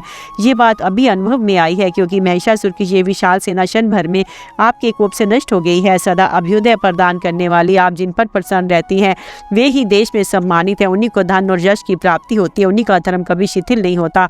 वे ही अपने हिष्ट स्त्री पुत्र और भृत्यों के साथ धन्य माने जाते हैं। देवी आपकी ही कृपा से पुण्य आत्मा पुरुष प्रतिदिन अत्यंत श्रद्धा पूर्वक सदा सब प्रकार के धर्म अनुकूल कर्म करता है। उसके प्रभाव से स्वर्ग लोक में जाता है। इसलिए आप तीनों लोकों में निश्चय ही मनोवांछित फल देने वाले हैं। माँ दुर्गे आप स्मरण करने पर सब प्राणियों को भय हर लेती हैं और स्वस्थ पुरुषों द्वारा चिंतन करने पर उन्हें परम कल्याणमयी बुद्धि प्रदान करती हैं। दुख, दरिद्रता और भय हरने वाली देवी आपके सिवा दूसरी कौन है, जिसका चित्त सबका उपकार करने के लिए ही सदा दयाद्र रहता हो। देवी इन राक्षसों के मारने से संसार को सुख मिले तथा ये राक्षस चिरकाल तक नरक में रहने के लिए भले ही पाप करते रहे हों, इस समय संग्राम में मृत्यु को प्राप्त होकर स्वर्ग लोक में जाए। निश्चय ही यही सोचकर आप शत्रुओं का वध करती हैं।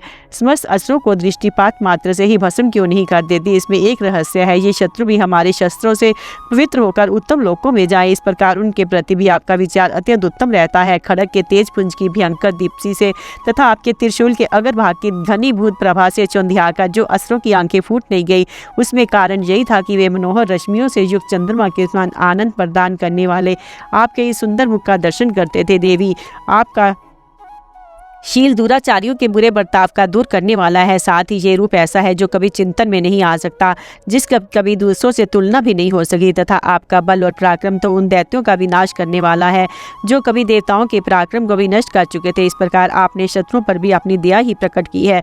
वरदायिनी देवी, आपके इस पराक्रम की किसके साथ तुलना हो सकती है, तथा शत्रु को भय देने वाला एवं अत्यंत मनोहर ऐसा रूप भी आपके सिवा और कहाँ है। हृदय में कृपा और युद्ध में निष्ठुरता, ये दोनों बातें तीनों लोकों के भीतर केवल आप में ही देखी गई हैं। माता, आपने शत्रुओं का नाश करके इस समस्त त्रिलोकी की रक्षा किया, उन शत्रुओं को भी युद्ध भूमि में मारकर स्वर्ग लोक में पहुंचाया तथा उन्मत्त दैत्यों से प्राप्त होने वाले हम लोगों के भय को भी दूर कर दिया है। आपको हमारा नमस्कार है। देवी, आप शूल से हमारी रक्षा करें। अंबिके, आप खड़ग से हमारी रक्षा करें तथा घंटा की ध्वनि और धनुष की टंकार से हम लोगों की रक्षा करें। चंडिके, पूर्व, पश्चिम और दक्षिण दिशा में आप हमारी रक्षा करें तथा ईश्वरी, अपने त्रिशूल को घुमाकर आप उत्तर दिशा में भी हमारी रक्षा करें। तीनों लोकों में आपके जो परम सुंदर और अत्यंत भयंकर रूप विचरते रहते हैं, उनके द्वारा भी आप हमारी तथा इस भूलोक की रक्षा करें। अंबिके, आपके कर पल्लवों में शोभा पाने वाले खड़ग, शूल और गदा आदि जो अस्त्र, उन सब के द्वारा आप सब ओर से हमारी लोगों की रक्षा करें। ऋषि कहते हैं, इस प्रकार जब देवताओं ने जगत माता दुर्गा की स्तुति की और नंदन वन के दिव्य पुष्प, गंध, चंदन आदि के द्वारा उनका पूजन किया, फिर सब ने मिलकर जब भक्तिपूर्वक दिव्य धूपों की सुगंध निवेदन की, तब देवी ने प्रसन्न वदन होकर प्रणाम करते हुए सब देवताओं से कहा। देवी बोली, देवताओं, तुम सब लोग मुझसे जिस वस्तु की अभिलाषा रखते हो उसे मांगो। देवता बोले, भगवती ने हमारी सभी इच्छा पूर्ण कर दी, अब कुछ भी बाकी नहीं है, क्योंकि हमारा ये शत्रु महिषासुर मारा गया। महेश्वरी, इतने पर भी यदि आप हमें और वर देना चाहती हैं तो हम जब जब आपका स्मरण करें तब तब आप दर्शन देकर हम लोगों के महान संकट दूर कर दिया करें, तथा प्रसन्न मुखी अंबिका, जो मनुष्य इन स्तोत्रों द्वारा आपकी स्तुति करे, उसे वित्त, समृद्धि और वैभव देने के साथ ही उसकी धन और स्त्री आदि संपत्ति को भी बढ़ाने के लिए आप सदा हम पर प्रसन्न रहे। ऋषि कहते हैं, राजन, देवताओं ने जब अपने तथा जगत के कल्याण के लिए भद्रकाली देवी को इस प्रकार प्रसन्न किया, तब वे तथास्तु कहकर वहीं अंतर ध्यान होगी। भूपाल, इस प्रकार पूर्व काल में तीनों लोकों का हित चाहने वाली देवी जिस प्रकार देवताओं के शरीरों से प्रकट हुई थी, वह सब कथा मैंने कह सुनाई। अब पुनः देवताओं का अपकार करने वाले वे देवी दुष्ट तथा शुंभ व निशुंभ का वध करने एवं सब लोकों की रक्षा करने के लिए गौरी देवी के शरीर से जिस प्रकार प्रकट हुई थी, वह सब प्रसंग मेरे मुंह से सुनो, मैं उसका तुम्हें यथावत वर्णन करता हूँ। इस प्रकार श्री मार्कंडेय पुराण में सर्वानिक मनवंतर की कथा के अंतर्गत देवी महात्म्य में शुक्रादि स्तुति नामक चौथा अध्याय पूरा हुआ। पांचवा अध्याय, देवताओं द्वारा देवी की स्तुति। चंड मुंड के मुख से अंबिका के रूप की प्रशंसा सुनकर शुंभ का उनके पास दूध भेजना और दूध का निराश लौटना विनियोग। ओम, इस उत्तम चरित्र के रुद्र ऋषि हैं। महासरस्वती देवता है, अनुषट पछंद है, भीमा शक्ति है, ब्राह्मणी बीज है, सूर्य तत्व है और सामवेद स्वरूप है। महासरस्वती की प्रसन्नता के लिए उत्तर चरित्र के पाठ में इसका विनियोग किया जाता है। ध्यान, जो अपने कर कमलों में घंटा, शूल, हल, शंख, मूसल, चक्र, धनुष और बाण धारण करती है। शरद ऋतु के शोभा संपन्न चंद्रमा के समान जिनकी मनोहर कांति है, जो तीनों लोकों की आधारभूत और शुंभ आदि दैत्यों का नाश करने वाली है, तथा गौरी के शरीर से जिनका प्राकट्य हुआ है, उन महासरस्वती देवी का मैं निरंतर भजन करती हूँ। ऋषि कहते हैं, पूर्व काल में शुंभ और निशुंभ नामक असुरों ने अपने बल के घमंड में आकर शचीपति इंद्र के हाथ से तीनों लोकों का राज्य और जग भाग छीन लिए। वे ही दोनों सूर्य, चंद्रमा, कुबेर, यम और वरुण के अधिकार का भी उपयोग करने लगे। वायु और अग्नि का कार्य भी वे ही करने लगे। उन दोनों ने सब देवताओं को अपमानित, राज्य भ्रष्ट, पराजित तथा अधिकारहीन करके स्वर्ग से निकाल दिया। उन दोनों महान असुरों से तिरस्कृत देवताओं ने अपारता देवी का स्मरण किया और सोचा, जगदम्बा ने हम लोगों को वर दिया था कि आपत्ति काल में स्मरण करने पर मैं तुम्हारी सब आपत्तियों का तत्काल नाश कर दूंगी। ये विचार कर देवता गिरिराज हिमालय पर गए, वहाँ भगवती विष्णु माया की स्तुति करने लगे। देवता बोले, देवी को नमस्कार है, महादेवी शिवा को सर्वदा नमस्कार है, प्रकृति एवं भद्रा को प्रणाम है। हम लोग नियम पूर्वक जगदम्बा को नमस्कार करते हैं। रौद्रा को नमस्कार है, नित्य गौरी एवं धात्री को बारंबार नमस्कार है। ज्योतिष नामे चंद्र रूप एवं सुख स्वरूपा देवी को स्तत प्रणाम है। शरणागतों का कल्याण करने वाली वृद्धि एवं सिद्धि रूपा देवी को हम बारंबार नमस्कार करते हैं।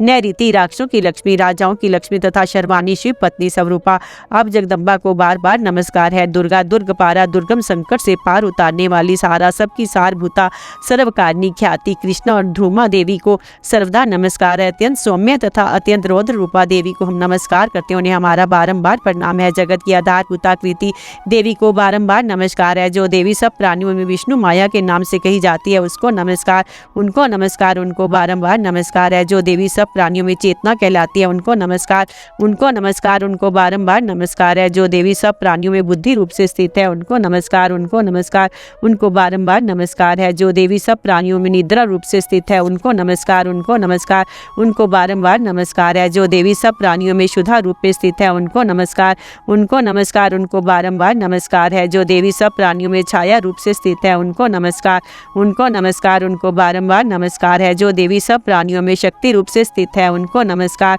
उनको नमस्कार, उनको बारंबार नमस्कार है। जो देवी सब प्राणियों में तृष्णा रूप से स्थित है उनको नमस्कार, उनको नमस्कार, उनको बारंबार नमस्कार है। जो देवी सब प्राणियों में शांति क्षमा रूप से स्थित है उनको नमस्कार, उनको नमस्कार, उनको बारंबार नमस्कार है। जो देवी सब प्राणियों में जाति रूप में स्थित है उनको नमस्कार, उनको नमस्कार, उनको बारंबार नमस्कार है। जो देवी सब प्राणियों में लज्जा रूप से स्थित है उनको नमस्कार, उनको नमस्कार, उनको बारंबार नमस्कार है। जो देवी सब प्राणियों में शांति रूप में स्थित है उनको नमस्कार, उनको नमस्कार, उनको बारंबार नमस्कार है। जो देवी सब प्राणियों में श्रद्धा रूप में स्थित है उनको नमस्कार, उनको नमस्कार, उनको बारंबार नमस्कार है। जो देवी सब प्राणियों में कांति रूप में स्थित है उनको नमस्कार, उनको नमस्कार, उनको बारंबार नमस्कार है। जो देवी सब प्राणियों में लक्ष्मी रूप में स्थित है उनको नमस्कार, उनको नमस्कार, उनको बारंबार नमस्कार है। जो देवी सब प्राणियों में वृत्ति रूप से स्थित है उनको नमस्कार, उनको नमस्कार, उनको बारंबार नमस्कार है। जो देवी सब प्राणियों में समृद्धि रूप में स्थित है उनको नमस्कार, उनको नमस्कार, उनको बारंबार नमस्कार है। जो देवी सब प्राणियों में दया रूप से स्थित है उनको नमस्कार, उनको नमस्कार, उनको बारंबार नमस्कार है। जो देवी सब प्राणियों में तुष्टि रूप में स्थित है उनको नमस्कार, उनको नमस्कार, उनको बारंबार नमस्कार है। जो देवी सब प्राणियों में माता रूप में स्थित है उनको नमस्कार, उनको नमस्कार, उनको बारंबार नमस्कार है। जो देवी सब प्राणियों में भ्रांति रूप से स्थित है उनको नमस्कार, उनको नमस्कार, उनको बारंबार नमस्कार है। जो जीवों की इंद्रिय वर्ग की अधिष्ठात्री देवी एवं सब प्राणियों में सदा व्याप्त रहने वाली है उन व्याप्ति देवी को बारंबार नमस्कार है। जो देवी चैतन्य रूप में इस संपूर्ण जगत को व्याप्त करके स्थित है उनको नमस्कार, उनको नमस्कार, उनको बारंबार नमस्कार है। पूर्व काल में अपनी अभीष्ट की प्राप्ति होने से देवताओं ने जिनकी स्तुति की तथा देवराज इंद्र ने बहुत दिनों तक जिनका सेवन किया वह कल्याण की साधन भूता ईश्वरी हमारा कल्याण और मंगल करे तथा सारी आपत्तियों का नाश कर डाले। उद्दंड दैत्यों से स्थायी हुए हम सभी देवता जिन परमेश्वरी को इस समय नमस्कार करते हैं, जो भक्ति से विनम्र पुरुषों द्वारा स्मरण की जाने पर तत्काल ये संपूर्ण विपत्तियों का नाश कर देती है, वह जगदम्बा हमारा संकट दूर करे। ऋषि कहते हैं, राजन इस प्रकार जब देवता स्तुति कर रहे थे उसमें पार्वती देवी गंगा जी के जल में स्नान करने के लिए वहाँ आए। उन सुंदर भौहों वाली भगवती ने देवताओं से पूछा, आप लोग यहाँ किसकी स्तुति करते हैं? तब उन्हीं के शरीर कोश से प्रकट हुई शिवा देवी बोली, शुंभ दैत्यों से तिरस्कृत और युद्ध में निशुंभ से पराजित हो यहाँ एकत्रित हुए ये समस्त देवता ये मेरी ही स्तुति कर रहे हैं। पार्वती जी के शरीर कोश से अंबिका का प्रादुर्भाव हुआ था, इसलिए समस्त लोकों में कौशिकी कही जाती है। कौशिकी के प्रकट होने के बाद पार्वती देवी का शरीर काले रंग का हो गया, तब वह हिमालय पर रहने वाली कालिका देवी के नाम से विख्यात हुई। तदंतर शुंभ निशुंभ के भृत्या चंड मुंड वहाँ आए और उन्होंने परम मनोहर रूप धारण करने वाली अंबिका देवी को देखा। फिर वे शुंभ के पास जाकर बोले, महाराज एक अत्यंत मनोहर स्त्री है जो अपनी दिव्य कांति से हिमालय को प्रकाशित कर रही है, वैसा उत्तम रूप कहीं किसी ने भी नहीं देखा होगा। असुरेश्वर पता लगाइए वह देवी कौन है, उसे ले लीजिए। स्त्रियों में तो वह रतन है, उसका प्रत्येक अंग बहुत ही सुंदर है तथा वह अपने श्री अंगों की प्रभा से संपूर्ण दिशाओं में प्रकाश फैला रही है। दैत्यराज अभी वह हिमालय पर ही मौजूद है, आप उसे देख सकते हैं। प्रभु तीनों लोकों में मणि, हाथी और घोड़े आदि जितने भी रतन है वे सब इस समय आपके घर में शोभा पाते हैं। हाथियों में रतनभूत ऐरावत, ये परिजात का वृक्ष और ये ऊंचे श्रेवक घोड़ा ये सब अपने इंद्र से ले लिया है। हंसों से जुता हुआ ये विमान भी आपके आंगन में शोभा पाता है। ये रतनभूत अद्भुत विमान जो पहले ब्रह्मा जी के पास था अब आपके यहाँ लाया गया है। ये महापद्म नामक निधि आप कुबेर से छीन लाए हैं। समुंदर ने भी आपको किंजकलिनी नाम की माला भेंट किया जो केसों से सुशोभित और जिसके कमल कभी कुम्हलाते नहीं है। स्वर्ण की वर्षा करने वाला वरुण का छत्र भी आपके घर में शोभा पाता है तथा ये श्रेष्ठ रथ जो पहले प्रजापति के अधिकार में था अब आपके पास मौजूद है। दैत्येश्वर मृत्यु की उत्क्रांतिदा नाम वाली शक्ति भी आपने छीन लिया तथा वरुण का पाय समुद्र में होने वाले सब प्रकार के रत्न आपके भाई निशुंभ के अधिकार में है। अग्नि ने भी स्वतः शुद्ध किए हुए 2 वस्त्र आपकी सेवा में अर्पित किए हैं। दैत्यराज, इस प्रकार सभी रत्न आपने एकत्र कर लिए हैं। फिर जो ये ईश्वर में रतन रूप कल्याणमयी देवी है, इसे आप क्यों नहीं अपने अधिकार में कर लेते। ऋषि कहते हैं, चंडमुंड का ये वचन सुनकर शुंभ ने महादैत्य सुग्रीव को दूत बनाकर देवी के पास भेजा। कहा, तुम मेरी आज्ञा से उसके सामने ये बातें कहना और ऐसा उपाय करना जिससे प्रसन्न होकर वह शीघ्र ही यहाँ आ जाए। वह दूत पर्वत के अत्यंत रमणीय प्रदेश में जहाँ देवी मौजूद थी गया और मधुर वाणी में कोमल वचन बोला। दूत बोला, देवी दैत्यराज शुंभ इस समय तीनों लोकों के परमेश्वर है, मैं उन्हीं का भेजा हुआ दूत हूँ और जहाँ तुम्हारे ही पास आया हूँ उनकी आज्ञा सदा सब देवता एक स्वर से मानते हैं, कोई उसका उल्लंघन नहीं कर सकता। वे संपूर्ण देवताओं को परास्त कर चुके, उन्होंने तुम्हारे लिए जो संदेश भेजा है उसे सुनो। संपूर्ण त्रिलोकी मेरे अधिकार में है, देवता भी मेरी आज्ञा के अधीन चलते हैं। संपूर्ण जगहों के भागों को मैं ही पृथक पृथक भोगता हूँ। तीनों लोकों में जितने श्रेष्ठ रतन हैं वे सब मेरे अधिकार में हैं। देवराज इंद्र का वाहन ऐरावत जो हाथियों में सब रतन के समान है मैंने छीन लिया है। क्षीर सागर का मंथन करने से जो अश्व रतन उच्च श्रेवा प्रकट हुआ था उसे देवताओं ने मेरे पैरों में पड़कर समर्पित किया है। सुंदरी, उनके सिवा और भी जितने रतनभूत पदार्थ देवताओं, गंधर्वों और नागों के पास थे वे सब मेरे ही पास आ गए हैं। देवी, हम लोग तुम्हें संसार की स्त्रियों में रतन मानते हैं, तुम हमारे पास आ जाओ क्योंकि रत्नों का उपभोग करने वाले हम ही हैं। चंचल कटाक्षों वाली सुंदरी, तुम मेरी या मेरे भाई महापराक्रमी निशुंभ की सेवा में आ जाओ क्योंकि तुम रतन स्वरूपा हो। मेरा वर्ण करने से तुम्हें तुलना रहित महान ऐश्वर्य की प्राप्ति होगी।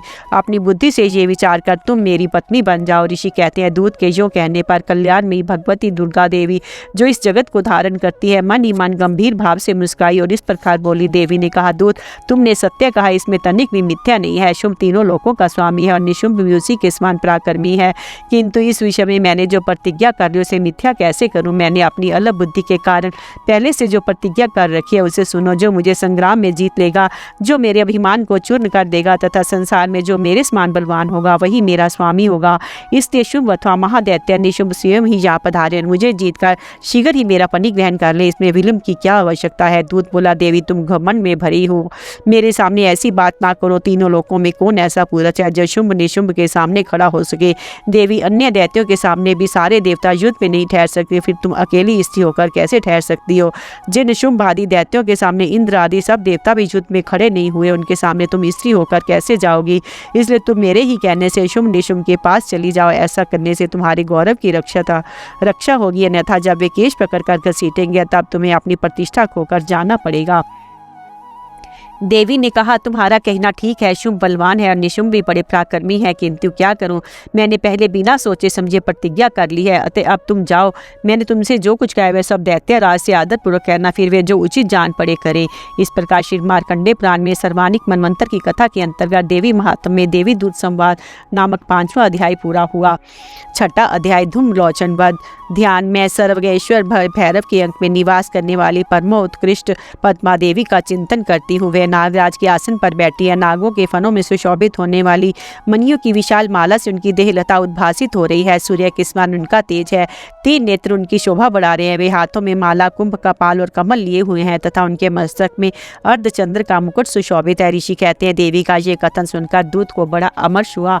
उसने दैत्यराज के पास जाकर सब समाचार विस्तार पूर्वक कह सुनाया। दूत के उस वचन को सुनकर दैत्यराज कुपित हो उठा और दैत्य सेनापति धूम्रलोचन से बोला, धूम्रलोचन तुम शीघ्र अपनी सेना को साथ लेकर जाओ और उस दुष्ट के केश पकड़कर घसीटते उसे बलपूर्वक यहाँ ले आओ। उसकी रक्षा करने के लिए यदि कोई दूसरा खड़ा होता है तो वह देखता यक्ष अथवा गंधर्व ही क्यों न उसे अवश्य मार डालना। ऋषि कहते हैं, शुभ के इस प्रकार आज्ञा देने पर वह धूम्रलोचन दैत्य 60,000 अस्त्रों की सेना को साथ लेकर वहां से तुरंत चल दिया। वहां पहुंचकर उसने हिमालय पर रहने वाली देवी को देखा और ललकार कर कहा, अरे तू शुंभ निशुंभ के पास चल, तू यदि तू इस समय प्रसन्नता पूर्वक मेरे स्वामी के समीप नहीं चलेगी तो मैं बलपूर्वक झोंटा पकड़कर घसीटते हुए तुझे ले चलूंगा। देवी बोली, तुम्हें दैत्य दैत्यों के राजा ने भेजा है।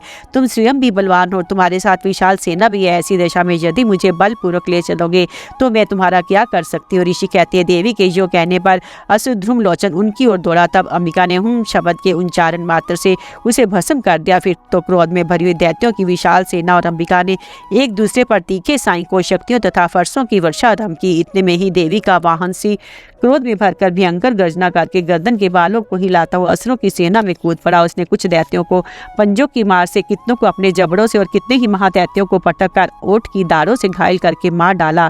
उस सिंह ने अपने नखों से कितनों के पेड़ फाड़ डाले और थप्पड़ मारकर कितनों के सिर धड़ से अलग कर दिए। कितनों की भुजाएं और मस्तक काट डाले तथा अपनी गर्दन के बाल हिलाते हुए उसने दूसरे दैत्यों के पेट फाड़कर उनका रक्त चूस लिया। अत्यंत क्रोध में भरे हुए देवी के वाहन उस महाबली सिंह ने क्षण भर में ही असुरों की सारी सेना का संहार कर डाला। शुंभ ने जब सुना कि देवी ने ध्रुमलोचन असुर को मार डाला है तो उसके सिंह ने सारी सेना का सफाया कर डाला। तब उस दैत्य राज को बड़ा क्रोध हुआ, उसका होठ कांपने लगा। उसने चंड और मुंड नामक दो महादैत्यों को आज्ञा दी, हे चंड और हे मुंड, तुम लोग बहुत बड़ी सेना लेकर वहां जाओ। उस देवी के झांटे पकड़कर रथों से बांधकर शीघ्र यहाँ ले आओ।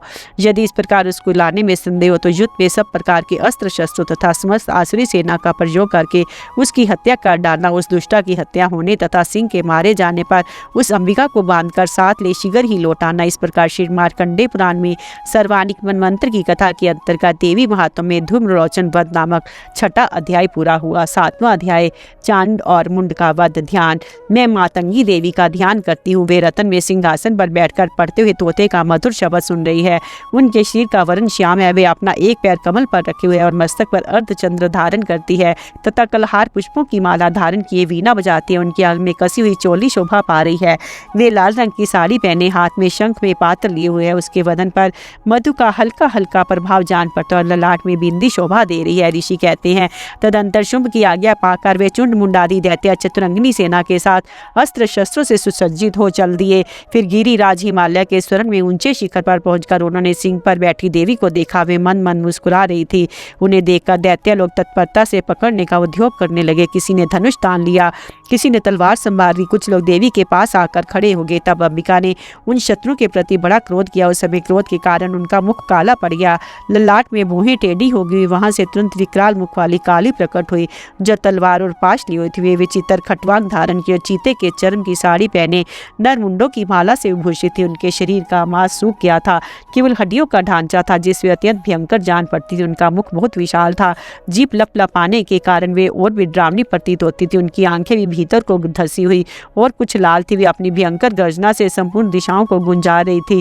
बड़े बड़े दैत्यों का वध करती हुए कालिका देवी बड़े वेग से दैत्यों की उस सेना पर टूट पड़ी और उन सबका भक्षण करने लगी। वे पार्श्व रक्षकों, अंकुशधारी महावतों और योद्धाओं और घंटा सहित कितने ही हाथियों को एक ही हाथ से पकड़कर मुंह में डाल लेती थी। इस प्रकार घोड़े, रथ और सारथी के साथ रथी सैनिकों को मुंह में डालकर वे उन्हें बड़े भयानक रूप से चबा डालती थी।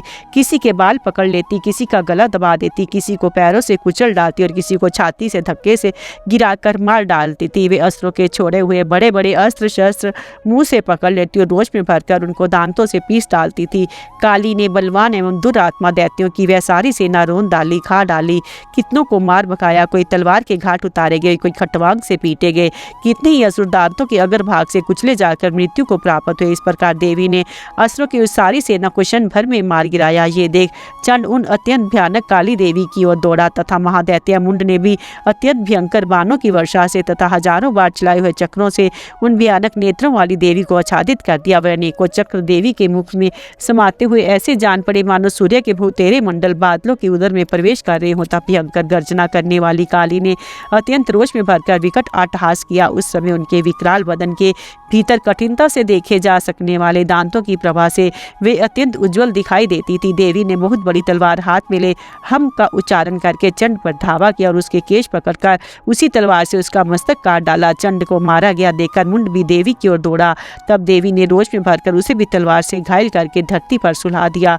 महापराक्रमी चंड और मुंड को मारा गया देख मरने से बची बाकी सेना भय से व्याकुल हो चारों ओर भागी। तदंतर काली ने चंड और मुंड का मस्तक हाथ में ले चंडिका के पास जाकर प्रचंड अट्टहास करते हुए कहा, देवी मैंने चंड और मुंड नामक इन दो महापशुओं को तुम्हें भेंट किया है। अब युद्ध यज्ञ में तुम शुंभ और निशुंभ का स्वयं ही वध करना। ऋषि कहते हैं, वह लाए हुए उन चंड मुंड नामक महादैत्यों को देखकर कल्याण में चंडी ने काली से मधुर वाणी में कहा, देवी तुम चंड और मुंड को लेकर मेरे पास आई हो, इसलिए संसार में चामुंडा के नाम से तुम्हारी ख्याति होगी।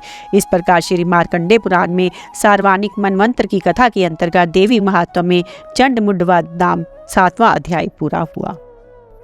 8वां अध्याय रक्त बीजवत ध्यान। मैं अनिमा आदि सिद्धिमयी किरणों से आवृत भवानी का ध्यान करती हूँ। उनके शीर का रंग लाल है, नेत्रों में करुणा लहरा रही है तथा हाथों में पाश, अंकुश, बाण और धनुष शोभा पाते हैं। ऋषि कहते हैं, चंड और मुंड नामक दैत्यों के मारे जाने तथा बहुत सी सेना का संहार हो जाने पर दैत्यों के राजा प्रतापी शुंभ के मन में बड़ा क्रोध हुआ। उसने दैत्यों की संपूर्ण सेना को युद्ध के लिए कूच करने की आज्ञा दी।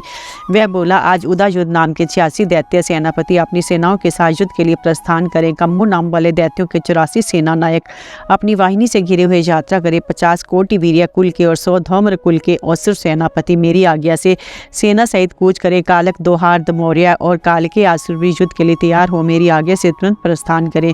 भयानक शासन करने वाला असुर राज शुंभ इस प्रकार आज्ञा दे सहस्त्रों बड़ी बड़ी सेनाओं के साथ युद्ध के लिए प्रस्थित हुआ। उनकी अत्यंत भयंकर सेना आती देख चंडिका ने अपने धनुष की टंकार से पृथ्वी और आकाश के बीच का भाग गुंजा दिया। राजन तदंतर देवी के सीने भी बड़े जोर जोर से दहाड़ना आरंभ किया। फिर अंबिका ने घंटे के शब्द से उस ध्वनि को और भी बढ़ा दिया। धनुष की टंकार, सिंह की दहाड़ और घंटे की ध्वनि से संपूर्ण दिशाएं गूंज उठी। उस भयंकर शब्द से काली ने अपने विकराल मुख को और भी बढ़ा लिया तथा इस प्रकार वे विजयिनी हुई।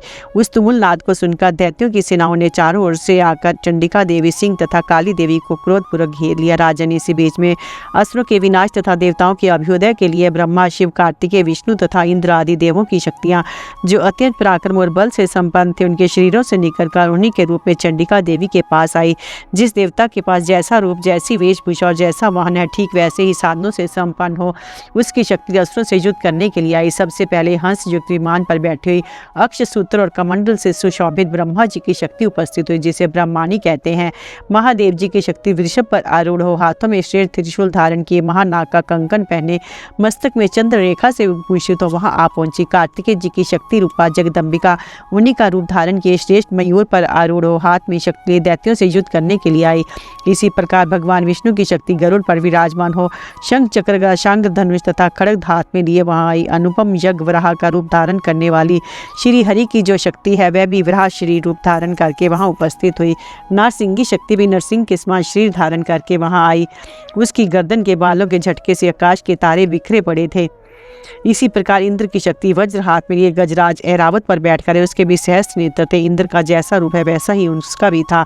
तदंतर उन देव शक्तियों से घिरे महादेव जी ने चंडिका से कहा, मेरी प्रसन्नता के लिए तुम शीघ्र ही असुरों का संहार करो। तब देवी के शीर से अत्यंत भयानक और परम उग्र चंडिका शक्ति प्रकट हुई, जो सैकड़ों गीदड़ियों की भांति आवाज करने वाली थी। उस अपायता देवी ने 2 मील जटा वाले महादेव से कहा, भगवान आप शुंभ निशुंभ के पास दूत बनकर जाइए और उन अत्यंत गर्वीले दानव शुंभ एवं निशुंभ दोनों से कहिए, साथ ही उनके अतिरिक्त भी जो दानव युद्ध के लिए वहां उपस्थित हों उनको भी ये संदेश दीजिए, दैत्यों यदि तुम जीवित रहना चाहते हो तो पाताल को लौट जाओ। इंद्र को त्रिलोकी का राज्य मिल जाए और देवता यज्ञ भाग का उपभोग करें। यदि बल के घमंड में आकर तुम युद्ध की अभिलाषा रखते हो तो आओ, मेरी शिवाएं तुम्हारे कच्चे मांस से तृप्त हो। चूंकि उस देवी ने भगवान शिव को दूत के कार्य में नियुक्त किया था, इसलिए वह शिवदूती के नाम से संसार में विख्यात हुई।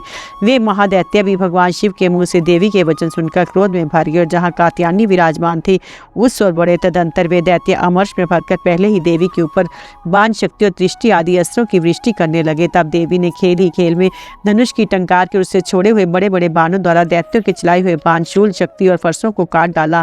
फिर काली उनके आगे होकर शत्रु को शूल के प्रहार से विदीर्ण करने लगी और खटवांग से उनका कचूमर निकालते हुए रणभूमि में विचरने लगी। ब्रह्मानी भी जिस ओर दौड़ती उसी ओर अपने कमंडल का जल छिड़कर शत्रु के ओज और पराक्रम को नष्ट कर देती थी। माहेश्वरी ने त्रिशूल से तथा वैष्णवी ने चक्र से और अत्यंत क्रोध में भरी कुमार कार्तिकेय की शक्ति ने शक्ति से दैत्यों का संहार आरंभ किया। इंद्र शक्ति के वज्र प्रहार से विदीर्ण ही सैकड़ों दैत्य दानव रक्त की धारा बहाते पृथ्वी पर सो गए। बराही शक्ति ने कितनी को अपने थूथन की मार से नष्ट किया, दाढ़ों के अगर भाग से कित्तों की छाती छेद डाली तथा कितने ही दैत्य उसके चक्र की चोट से विदीर्ण होकर गिर पड़े। नारसिंगी भी दूसरे महादैत्यों को अपने नखों से विदीर्ण करके खाती और सिंह नाद से दिशा में आकाश को गुंजाती हुई युद्ध क्षेत्र में विचरने लगी। कितने ही असुर शिव दूती के प्रचंड अट्टहास से अत्यंत भयभीत हो पृथ्वी पर गिर पड़े। पड़े। गिरने पर उन्हें शिवदूती ने उस समय अपना ग्रास बना लिया। इस प्रकार क्रोध में भरे हुए मातृगणों की नाना प्रकार की उपायों से बड़े बड़े असुरों का मर्दन करते देख दैत्य सैनिक भाग खड़े हुए। मातृगणों से पीड़ित दैत्यों को युद्ध से भागते देख रक्तबीज नामक महादैत्य क्रोध में भरकर युद्ध करने के लिए आया। उसके शरीर से जब रक्त की बूंद पृथ्वी पर गिरती तभी उसी के समान शक्तिशाली एक दूसरा महादैत्य पृथ्वी पर पैदा हो जाता। महाअसुर रक्तबीज हाथ में गदा लेकर इंद्र शक्ति के साथ युद्ध करने लगा। तब इंद्र ने अपने वज्र से रक्तबीज को मारा। वज्र से घायल होने पर उसके शरीर से बहुत सा रक्त चूने लगा।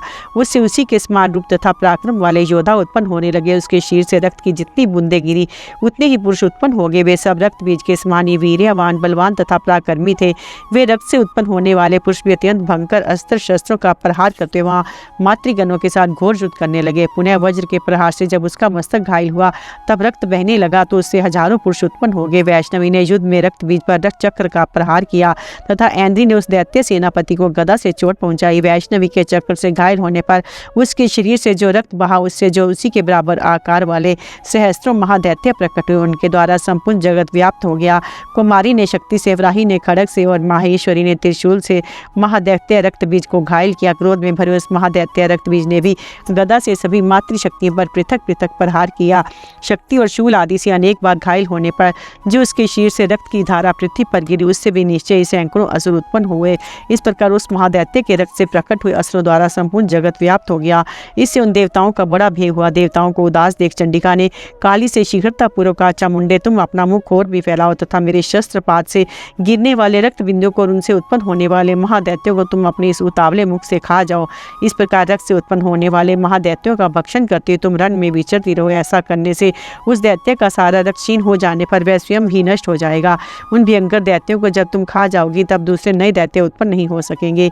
काली से यूं कहकर चंडिका देवी ने शूल से रक्त बीज को मारा और काली ने अपने मुख में उसका रक्त ले लिया और उसने वहां चंडिका पर गदा से प्रहार किया, किंतु उस गदा पात ने देवी को तनिक भी वेदना नहीं पहुंचाई। रक्त बीज के घायल शरीर से बहुत सा रक्त गिरा, किंतु ज्यों ही वह गिरा त्यों ही चामुंडा उसे अपने मुख में ले लिया। रक्त गिरने से काली के मुख में जो महादैत्य उत्पन्न हुए उन्हें भी वह चट कर गई और उसने रक्त बीज का रक्त भी पी लिया।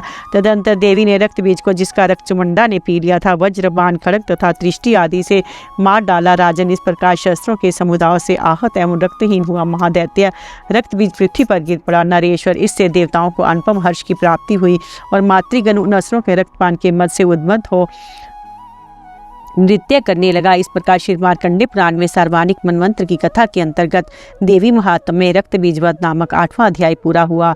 9वां अध्याय निशुंभ वध। ध्यान में अर्धनारीश्वर के श्री विग्रह की निरंतर शरण लेती हूँ। उसका वन बंदूक, पुष्प और स्वर्ण के समान रक्त पीत मिश्रित है। वे अपनी भुजाओं में सुंदर अक्षमाला, पाश, अंकुश और वर्ध मुद्रा धारण करता है। अर्धचंद्र उसका भूषण है तथा वह 3 नेत्रों से सुशोभित है। राजा ने कहा, भगवान आपने रक्त बीज के वध से संबंध रखने वाला देवी चरित्र का ये अद्भुत महात्म मुझे बतलाया। अब रक्त बीज के मारे जाने पर अत्यंत क्रोध में भरे हुए शुंभ और निशुंभ ने जो कर्म किया उसे मैं सुनना चाहता हूँ। ऋषि कहते हैं, राजा, युद्ध में रक्त बीज तथा अन्य दैत्यों के मारे जाने पर शुंभ और निशुंभ के क्रोध की सीमा न रही। अपनी विशाल सेना इस प्रकार मारी जाती देख निशुंभ अमर्ष में भरकर देवी की ओर दौड़ा। उसके साथ असुरों की प्रधान सेना थी। उसके आगे पीछे तथा पार्श्व भाग में बड़े बड़े असुर थे जो क्रोध से ओट चबाते हुए देवी को मार डालने के लिए आए। महापराक्रमी शुंभ भी अपनी सेना के साथ मातृगणों से युद्ध करके क्रोधवश चंडिका को मारने के लिए आ पहुंचा। तब देवी के साथ शुंभ और निशुंभ का घोर संग्राम छिड़ गया। वे दोनों दैत्य मेघों की भांति बाणों की भयंकर वृष्टि कर रहे थे। उन दोनों के चलाए हुए बाणों को चंडिका ने अपने बाणों के समूह से तुरंत काट डाला और शस्त्र समूहों की वर्षा करके उन दोनों दैत्यपतियों के अंगों में भी चोट पहुंचाई। निशुंभ ने तीखी तलवार और चमकती हुई ढाल लेकर देवी के श्रेष्ठ वाहन सिंह के मस्तक पर प्रहार किया। अपने वाहन को चोट पहुंचने पर देवी ने शूरपुर नामक बाण से निशुंभ की श्रेष्ठ तलवार तुरंत ही काट डाली और उसकी ढाल को भी, जिसमें 8 चांद जड़े थे, खंड खंड कर दिया। ढाल और तलवार के कट जाने पर उस असुर ने शक्ति चलाई, किंतु सामने आने पर देवी ने चक्र से उसके भी 2 टुकड़े कर दिए। अब तो निशुंभ क्रोध से जल उठा। उस दानव ने देवी को मारने के लिए शूल उठाया, किंतु देवी ने समीप आने पर उसे भी मुक्के से मारकर चूर्ण कर दिया। तब उसने गदा घुमाकर चंडी के ऊपर चलाई, परंतु वह भी देवी के त्रिशूल से कटकर भस्म हो गई। तदंतर दैत्य राज निशुंभ का फरसा हाथ में लेकर आते देख देवी ने बांस मुंह से घायल कर धरती पर सुला दिया। उस भयंकर पराक्रमी भाई निशुंभ के धाराशायी हो जाने पर शुंभ को बड़ा क्रोध हुआ और अंबिका वध करने के लिए वे आगे बढ़ा। रथ पर बैठे बैठे ही उत्तम आयुधों से सुशोभित अपनी बड़ी बड़ी 8 अनुपम भुजाओं से समूचे आकाश को ढककर वे अद्भुत शोभा पाने लगा। उसे आते देखकर देवी ने शंख बजाए, धनुष की प्रत्यंचा का भी अत्यंत दुस्सह शब्द किया, साथ ही अपने घंटे विजय के शब्द से जो समस्त दैत्य सैनिकों का तेज नष्ट करने वाला था संपूर्ण दिशाओं को व्याप्त कर दिया। तदंतर सिंह ने भी अपनी दहाड़ से, जिसे सुनकर बड़े बड़े गजराजों का महान मद दूर हो जाता था, आकाश पृथ्वी 10 दिशाओं को गुंजा दिया। फिर काली ने आकाश में उछलकर अपने दोनों हाथों से पृथ्वी पर आघात किया। उससे ऐसा भयंकर शब्द हुआ जिससे पहले के सभी शब्द शांत हो गए। तत्पश्चात शिवदूती ने दैत्यों के लिए अमंगलजनक अट्टहास किया। इन शब्दों को सुनकर समस्त असुर थर्रा उठे, किंतु शुंभ को बड़ा क्रोध हुआ। उस समय देवी ने जब शुंभ को लक्ष्य करके कहा, ओ दूर आत्मन खड़ा रह, खड़ा रह, तभी आकाश में खड़े हुए देवता बोल उठे, जय हो जय हो। शुंभ ने वहां आकर ज्वालाओं से युक्त अत्यंत भयानक शक्ति चलाई। अग्नि में पर्वत के समान आती हुई शक्ति को देवी ने बड़े भारी लूके से दूर हटा दिया। उस समय शुंभ के सिंहनाद से तीनों लोग गूंज उठे। राजन, उसकी प्रतिध्वनि से वज्रपात के समान भयानक शब्द हुआ जिसने अन्य सब शब्दों को जीत लिया। शुंभ के चलाए हुए बाणों को देवी ने और देवी के चलाए हुए बाणों को शुंभ ने अपना भयंकर बाणों द्वारा सैकड़ों और हजारों टुकड़े कर दिए। तब क्रोध में भरी हुई चंडिका ने शुंभ को शूल से मारा। उसके आघात से मूर्छित हो वह पृथ्वी पर गिर पड़ा। इतने में ही निशुंभ को चेतना हुई और उसने धनुष हाथ में लेकर बाणों द्वारा देवी, काली तथा सिंह को घायल कर डाला। फिर उस दैत्य राज ने 10,000 बाहें बनाकर चक्रों के प्रहार से चंडिका को आच्छादित कर दिया। तब दुर्गम पीड़ा का नाश करने वाली भगवती दुर्गा ने कुपित होकर अपने बाणों से उन चक्रों तथा बाणों को काट गिराया। ये देख निशुंभ दैत्य सेना के साथ चंडिका का वध करने के लिए हाथ में गदा ले बड़े वेग से दौड़ा। उसके आते ही चंडी ने तीखी धार वाली तलवार से उसकी गदा को शीघ्र ही काट डाला। तब उसने शूल हाथ में ले लिया। देवताओं को पीड़ा देने वाले निशुंभ को शूल हाथ में लिए आते देख चंडिका ने वेग से चलाए हुए अपने शूल से उसकी छाती छेद डाली। शूल से विदीर्ण हो जाने पर उसकी छाती से एक दूसरा महाबली एवं महापराक्रमी पुरुष खड़ी रह कहता हुआ निकला। उस निकलते हुए पुरुष की बात सुनकर देवी ठट्ठा कर हंस पड़ी और खड़क से उन्होंने उसका मस्तक काट डाला। फिर तो वह पृथ्वी पर गिर पड़ा। तदंतर सिंह अपनी दाढ़ों से असुरों की गर्दन कुचल कर खाने लगा। ये बड़ा भयंकर दृश्य था। उधर काली तथा शिवदूती ने भी अन्य दैत्यों का भक्षण आरंभ किया। कौमारी की शक्ति से विदीर्ण होकर कितने ही महादैत्य नष्ट हो गए। ब्रह्मानी के मंत्र पुजल से निस्तेज होकर कितने ही भाग खड़े हुए। कितने ही दैत्य माहेश्वरी के त्रिशूल से छिन्न भिन्न हो धाराशायी हो गए। वराही के थूथन के आघात से कितनों का पृथ्वी पर कचूमर निकल गया। वैष्णवी ने भी अपने चक्र से दानों के टुकड़े टुकड़े कर डाले। इंद्री के हाथ से छूटे हुए वज्र से भी कितने ही प्राणों से हाथ धो बैठे। कुछ असुर नष्ट हो गए, कुछ उस महायुद्ध से भागे तथा कितने ही काली शिवदूती तथा सिंह के ग्रास बन गए। इसी प्रकार श्री मार्कंडेय पुराण में सार्वजनिक मंत्र की कथा के अंतर्गत देवी महात्म्य में निशुंभ वध नामक 9वां अध्याय पूरा हुआ। 10वां अध्याय शुंभ वध। ध्यान में मस्तक पर अर्धचंद्र धारण करने वाली शिव शक्ति स्वरूपा भगवती कामेश्वरी का हृदय में चिंतन करती हूँ। वे तपाए हुए स्वर्ण के समान सुंदर है। सूर्य, चंद्रमा और अग्नि ये ही तीन उनके नेत्र हैं तथा वे अपने मनोहर हाथों में धनुष, बाण, अंकुश, पाश और शूल धारण किए हुए हैं। ऋषि कहते हैं, राजन, अपने प्राणों के समान प्यारे भाई निशुंभ को मारा गया देख तथा सारी सेना का संहार होता जान शुंभ ने कुमित होकर कहा, दुष्ट दुर्गे, तू बल के अभिमान में आकर झूठ मूठ का घमंड न दिखा। तू बड़ी मानिनी बनी हुई है किंतु दूसरी उस स्त्रियों के बल का सहारा लेकर लड़ती है। देवी बोली, ओ दुष्ट, मैं अकेले ही हूँ। इस संसार में मेरे सिवा दूसरी कौन है? देख, ये मेरी ही विभूतियाँ हैं, अतः मुझ में ही प्रवेश कर रही हैं। तदंतर ब्रह्मानी आदि समस्त देवियाँ अंबिका देवी के शरीर में लीन हो गई। उस समय केवल अंबिका देवी ही रह गई। देवी बोली, मैं अपनी ऐश्वर्य शक्ति से अनेक रूपों में जहाँ उपस्थित हुई थी उन सब रूपों को मैंने समेट लिया। अब अकेली ही युद्ध में खड़ी हूँ, तुम भी स्थिर हो जाओ। ऋषि कहते हैं, तदंतर देवी और शुंभ दोनों में सब देवताओं तथा दानवों के देखते देखते भयंकर युद्ध छिड़ गया। बाणों की वर्षा तथा तीखे शस्त्रों एवं दारुण अस्त्रों के प्रहार के कारण उन दोनों का युद्ध सब लोगों के लिए बड़ा भयानक प्रतीत हुआ। उस समय अंबिका देवी ने जो सैकड़ों दिव्य अस्त्र छोड़े उन्हें दैत्य राज शुंभ ने भी उनके निवारक अस्त्रों द्वारा काट डाला। इसी प्रकार शुंभ ने भी जो दिव्य अस्त्र चलाए उन्हें परमेश्वर ने भयंकर हुंकार, शब्द के उच्चारण आदि द्वारा खिलवाड़ में ही नष्ट कर डाला। तब उस असुर ने सैकड़ों बाणों से देवी को आच्छादित कर दिया। ये देख क्रोध में भरी उन देवी ने भी बाण मारकर उसका धनुष काट डाला। धनुष कट जाने पर फिर दैत्य राज ने शक्ति हाथ में ली किंतु देवी ने चक्र से उसके हाथ की शक्ति को भी काट गिराया। तत्पश्चात दैत्यों के स्वामी शुंभ ने 100 चांद वाली चमकती हुई ढाल और तलवार हाथ में ले उस समय देवी पर धावा किया। उसके आते ही चंडिका ने अपने धनुष से छोड़े हुए तीखे बाणों द्वारा उसकी सूर्य किरणों के समान उज्ज्वल ढाल और तलवार को तुरंत काट दिया। फिर उस दैत्य के घोड़े और सारथी मारे गए। धनुष तो पहले ही कट चुका था। अब उसने अंबिका को मारने के लिए उद्यत हो भयंकर मुदगर हाथ में लिया। उसे आते देख देवी ने अपने तीक्ष्ण बाणों से उसका मुदगर भी काट डाला। इस पर भी वह असुर मुक्का तानकर बड़े वेग से देवी की ओर झपटा। उस दैत्य राज ने देवी की छाती में मुक्का मारा। तब उन देवी ने भी उसकी छाती में एक चांटा जड़ दिया। देवी का थप्पड़ खाकर दैत्य वाला शुंभ पृथ्वी पर गिर पड़ा, किंतु पुनः सहसा पूर्ववत आकर खड़ा हो गया। फिर वह उछला और देवी को ऊपर ले जाकर आकाश में खड़ा हो गया। तब चंडिका आकाश में बिना किसी आधार के शुंभ के साथ युद्ध करने लगी। उस समय दैत्य और चंडिका आकाश में एक दूसरे से लड़ने ने उनका वह युद्ध पहले सिद्ध और मुनियों को विस्मय में डालने वाला हुआ। फिर अंबिका ने शुंभ के साथ बहुत देर तक युद्ध करने के पश्चात उसे उठाकर घुमाया और पृथ्वी पर पटक दिया। पटके जाने पर पृथ्वी पर अनेक आने के बाद वह दुष्ट आत्मा दैत्य पुनः चंडिका का वध करने के लिए उनकी ओर बड़े वेग से दौड़ा।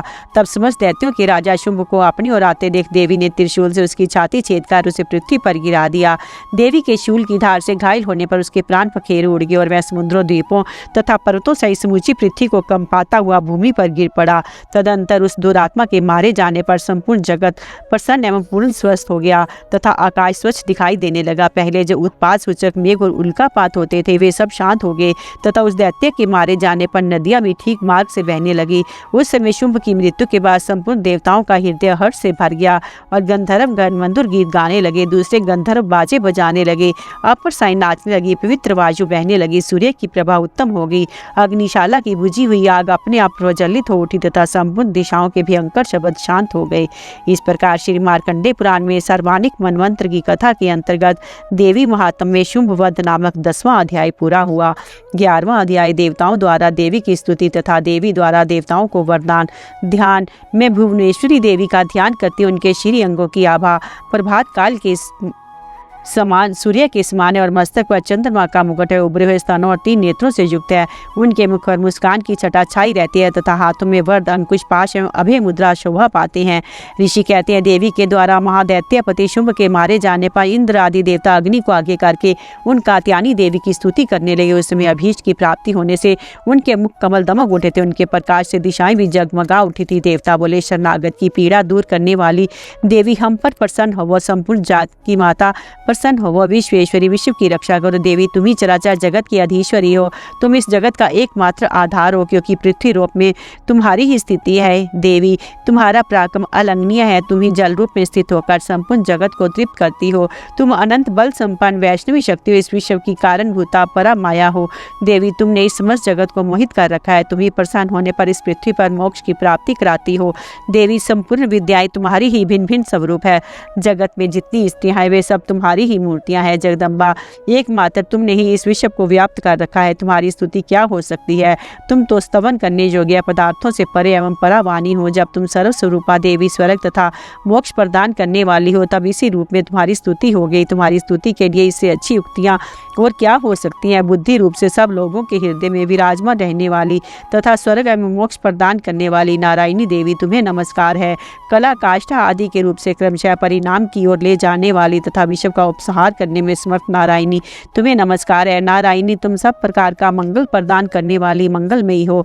कल्याणदायिनी शिवा हो, सब पुरुषार्थों को सिद्ध करने वाली शरणागत वत्सला, 3 नेत्रों वाली एवं गौरी हो, तुम्हें नमस्कार है। तुम सृष्टि, पालन और संहार की शक्ति भूता सनातनी देवी, गुणों का आधार तथा सर्वगुणमयी हो। नारायणी तुम्हें नमस्कार है। शरण में आए हुए दीनों एवं पीड़ितों की रक्षा में संलग्न रहने वाली तथा सबकी पीड़ा दूर करने वाली नारायणी देवी तुम्हें नमस्कार है। नारायणी तुम ब्राह्मणी का रूप धारण करके हंसों से जुते हुए विमान पर बैठती तथा कुछ मिश्रित जल छिड़कती रहती हो, तुम्हें नमस्कार है। माहेश्वरी रूप से त्रिशूल, चंद्रमा एवं सर्प को धारण करने वाली तथा महान वृषभ की पीठ पर बैठने वाली नारायणी देवी तुम्हें नमस्कार है। मोरों और मुर्गों से घिरी रहने वाली तथा महाशक्ति धारण करने वाली कुमारी रूप धारणी निष्पापे नारायणी तुम्हें नमस्कार है। शंख, चक्र, गदा और शांग्र धनुष रूप उत्तम आयुधों को धारण करने वाली वैष्णवी शक्ति रूपा नारायणी तुम प्रसन्न हो, वो तुम्हें नमस्कार है। हाथ में भयानक महाचक्र लिए दाढ़ों पर धरती को उठाए वराह रूप धारणी कल्याणमयी नारायणी तुम्हें नमस्कार है। भयंकर नृसिंह रूप से दैत्यों के वध के लिए उद्योग करने वाली तथा त्रिभुवन की रक्षा में संलग्न रहने वाली नारायणी तुम्हें नमस्कार है। मस्तक पर किरीट और हाथ में वज्र धारण करने वाली, सहस्त्र नेत्रों के कारण उद्दीप दिखाई देने वाली और वृतासुर के प्राणों का अपहरण करने वाली इंद्र शक्ति रूपा नारायणी देवी तुम्हें नमस्कार है। शिवदूती रूप से दैत्यों की महती सेना का संहार करने वाली, भयंकर रूप धारण तथा विकट गर्जन करने वाली नारायणी तुम्हें नमस्कार है। दाढ़ों के कारण विकराल मुख वाली, मुंडमालों से विभूषित मुंड मर्दनी चामुंडा रूप नारायणी तुम्हें नमस्कार है। लक्ष्मी, लज्जा, महाविद्या, श्रद्धा, पुष्टि, स्वधा, ध्रुवा, महारात्रि तथा महाअविद्या रूपा नारायणी तुम्हें नमस्कार है। मेधा, सरस्वती, वरा, भूति व भावरी, तामसी, नियता, तथा ईशा रूपनी नारायणी तुम्हें नमस्कार है। सर्व स्वरूपा सर्वेश्वरी तथा सब प्रकार की शक्तियों से संपन्न दिव्य रूप दुर्गा देवी, सब भयों से हमारी रक्षा करो तुम्हें नमस्कार है। कात्यायनी ये 3 लोचनों से विभूषित तुम्हारा सौम्य मुख सब प्रकार के भयों से हमारी रक्षा करे तुम्हें नमस्कार है। भद्रकाली ज्वालाओं के कारण विकराल प्रतीत होने वाला अत्यंत भयंकर समस्त अस्त्रों का संहार करने वाला तुम्हारा त्रिशूल भय से हमें बचाए तुम्हें नमस्कार है। देवी जो अपनी ध्वनि से संपूर्ण जगत को व्याप्त करके दैत्यों के तेज नष्ट किए देता है, वह तुम्हारा घंटा हम लोगों की पापों से उसी प्रकार रक्षा करे जैसे माता अपने पुत्रों की बुरे कर्मों से रक्षा करती है। चंडिके तुम्हारे हाथों में सुशोभित खड़ग जो अस्त्रों के रक्त और चर्बी से चर्चित है, हमारा मंगल करे हम तुम्हें नमस्कार करते हैं। देवी तुम प्रसन्न होने पर सब रोगों को नष्ट कर देती हो, कुपित होने पर मनोवांछित सभी कामनाओं का नाश कर देती हो। जो लोग तुम्हारी शरण में जा चुके हैं उन पर विपत्ति तो आती ही नहीं, तुम्हारे शरण में गए हुए मनुष्य दूसरों को शरण देने वाले हो जाते हैं। देवी अंबिके तुमने अपने स्वरूप को अनेक भागों में विभक्त करके नाना प्रकार के रूप से जो इस समय इस धर्मद्रोही मां दैत्यों का संहार किया है, वह सब दूसरा कौन कर सकती थी। विद्याओं में ज्ञान को प्रकाशित करने वाले शास्त्रों में आदि वाक्यों में तुम्हारे सिवा और किसका वर्णन है, तथा तुमको छोड़कर दूसरी कौन ऐसी शक्ति है जो इस विश्व को अज्ञान में घोर अंधकार से परिपूर्ण ममता रूपी गड्ढे में निरंतर भटका रही हो। यहाँ राक्षस, यहाँ भयंकर विष वाले सर्प, यहाँ शत्रु, यहाँ लुटेरों की सेना, यहाँ दावा नल हो, वहाँ तथा समुद्र के बीच में भी साथ रहकर तुम विश्व की रक्षा करती हो। विश्वेश्वरी तुम विश्व का पालन करती हो, विश्व रूपा हो इसलिए संपूर्ण विश्व को धारण करती हो। तुम भगवान विश्वनाथ की भी वंदनिया हो। जो लोग भक्तिपूर्वक तुम्हारे सामने मस्तक झुकाते हैं वे संपूर्ण विश्व को आश्रय देने वाले होते हैं। देवी प्रसन्न हो वो जिस जैसे इस समय अस्त्रों का वध करके तुमने शीघ्र ही हमारी रक्षा की, उसी प्रकार सदा हमारे शत्रुओं के भय से बचाओ। संपूर्ण जगत का पाप नष्ट कर दो। उत्पात एवं पापों के फलस्वरूप प्राप्त होने वाले महामारी आदि बड़े बड़े उपद्रवों को शीघ्र दूर करो। विश्व की पीड़ा दूर करने वाली देवी हम तुम्हारे चरणों पर पड़े हुए हैं, हम पर प्रसन्न हो वो। त्रिलोक निवासियों की पूजनीय परमेश्वरी सब लोगों को वरदान दो। देवी बोली देवताओं मैं वर देने को तैयार हूँ, तुम्हारे मन में जिसकी इच्छा हो वह वर मांग लो, संसार के लिए उस उपकार वर को मैं अवश्य दूंगी। देवता बोले सर्वेश्वरी तुम इसी प्रकार तीनों लोकों की समस्त बाधाओं को शांत करो और हमारे शत्रुओं का नाश करती रहो। देवी बोली देवताओं वह वस्त मनवंतर के 28वें युग में शुंभ और निशुंभ नाम के 2 अन्य महादैत्य उत्पन्न होंगे। तब मैं नंद गोप के घर में उनकी पत्नी यशोदा के गर्भ से अवतीर्ण हो विंध्याचल में जाकर रहूंगी। उक्त दोनों अस्त्रों का नाश करूंगी, फिर अत्यंत भयंकर रूप से पृथ्वी पर अवतार ले मैं विपरीत नाम वाले दैत्यों का वध करूंगी। उन भयंकर महादैत्यों का भक्षण करते समय मेरे दांत अनार के फूल की भांति लाल हो जाएंगे। तब स्वर्ग में देवता और मृत्यु लोक में मनुष्य सदा मेरी स्तुति करते मुझे रक्तदंतिका कहेंगे। फिर जब पृथ्वी पर 100 वर्षों के लिए वर्षा रुक जाएगी और पानी का अभाव हो जाएगा, उस समय मुनियों के स्तवन करने पर मैं पृथ्वी पर अयोनोजिया रूप में प्रकट होंगी और 100 नेत्रों से मुनियों को देखूंगी। अतः मनुष्य अष्टाक्षी इस नाम से मेरा कीर्तन करेंगे। देवताओं उस समय मैं अपने शरीर से उत्पन्न हुए शाकों द्वारा समस्त संसार का भरण पोषण करूंगी। जब तक वर्षा नहीं होगी तब तक वे शाक ही सबके प्राणों की रक्षा करेंगे। ऐसा करने के कारण पृथ्वी पर शाकंभरी नाम से मेरी ख्याति होगी। उस अवतार में मैं दुर्गम नामक महादैत्य का वध भी करूंगी। इससे मेरा नाम दुर्गा देवी के रूप से प्रसिद्ध होगा। फिर मैं जब भीम रूप धारण करके मुनियों की रक्षा के लिए हिमालय पर रहने वाले राक्षसों का भक्षण करूंगी, उस समय सब मुनि भक्ति से नतमस्तक होकर मेरी स्तुति करेंगे। तब मेरा नाम भीमा देवी के रूप में विख्यात होगा। जब अरुण नामक दैत्य तीनों लोकों में भारी उपद्रव मचाएगा, तब मैं तीनों लोकों का हित करने के लिए 6 पैरों वाले असंख्य भ्रमरों का रूप धारण करके उस महादैत्य का वध करूंगी। उस समय सब लोग भ्रामरी के नाम से चारों ओर मेरी स्तुति करेंगे। इस प्रकार जब जब संसार में दानवी बाधा उपस्थित होगी तब तब अवतार लेकर मैं शत्रुओं का संहार करूंगी। इस प्रकार श्री मार्कंडेय पुराण में सर्वानिक मनमंत्र की कथा के अंतर्गत देवी महात्म्य में देव स्तुति नामक 11वां अध्याय पूरा हुआ। 12वां अध्याय देवी चरित्रों के पाठ का महात्म ध्यान। मैं 3 नेत्रों वाली दुर्गा देवी का ध्यान करती हूँ। उनके श्री अंगों की प्रभा बिजली के समान है। वे सिंह के कंधे पर बैठी भयंकर प्रतीत होती है। हाथों में तलवार और ढाल लिए अनेक कन्याएं उनकी सेवा में खड़ी हैं। वे अपने हाथों में चक्र, गदा, तलवार, ढाल, बन, धनुष, पाश और तर्जनी मुद्रा धारण किए हुए हैं। उनका स्वरूप अग्नि में है तथा वे माथे पर चंद्रमा का मुकुट धारण करती है। देवी बोली देवताओं जो एकाग्रचित होकर प्रतिदिन उन स्तुतियों से मेरा स्तवन करेगा उसकी सारी बाधा मैं निश्चय ही दूर कर दूंगी। जो मधु कैटभ का नाश, महिषासुर का वध तथा शुंभ निशुंभ के संहार के प्रसंग का पाठ करेंगे तथा अष्टमी, चतुर्दशी और नवमी को जो एकाग्र चित्तो भक्तिपूर्वक मेरे उत्तम महात्म का श्रवण करेंगे, उन्हें कोई पाप छू नहीं सकेगा।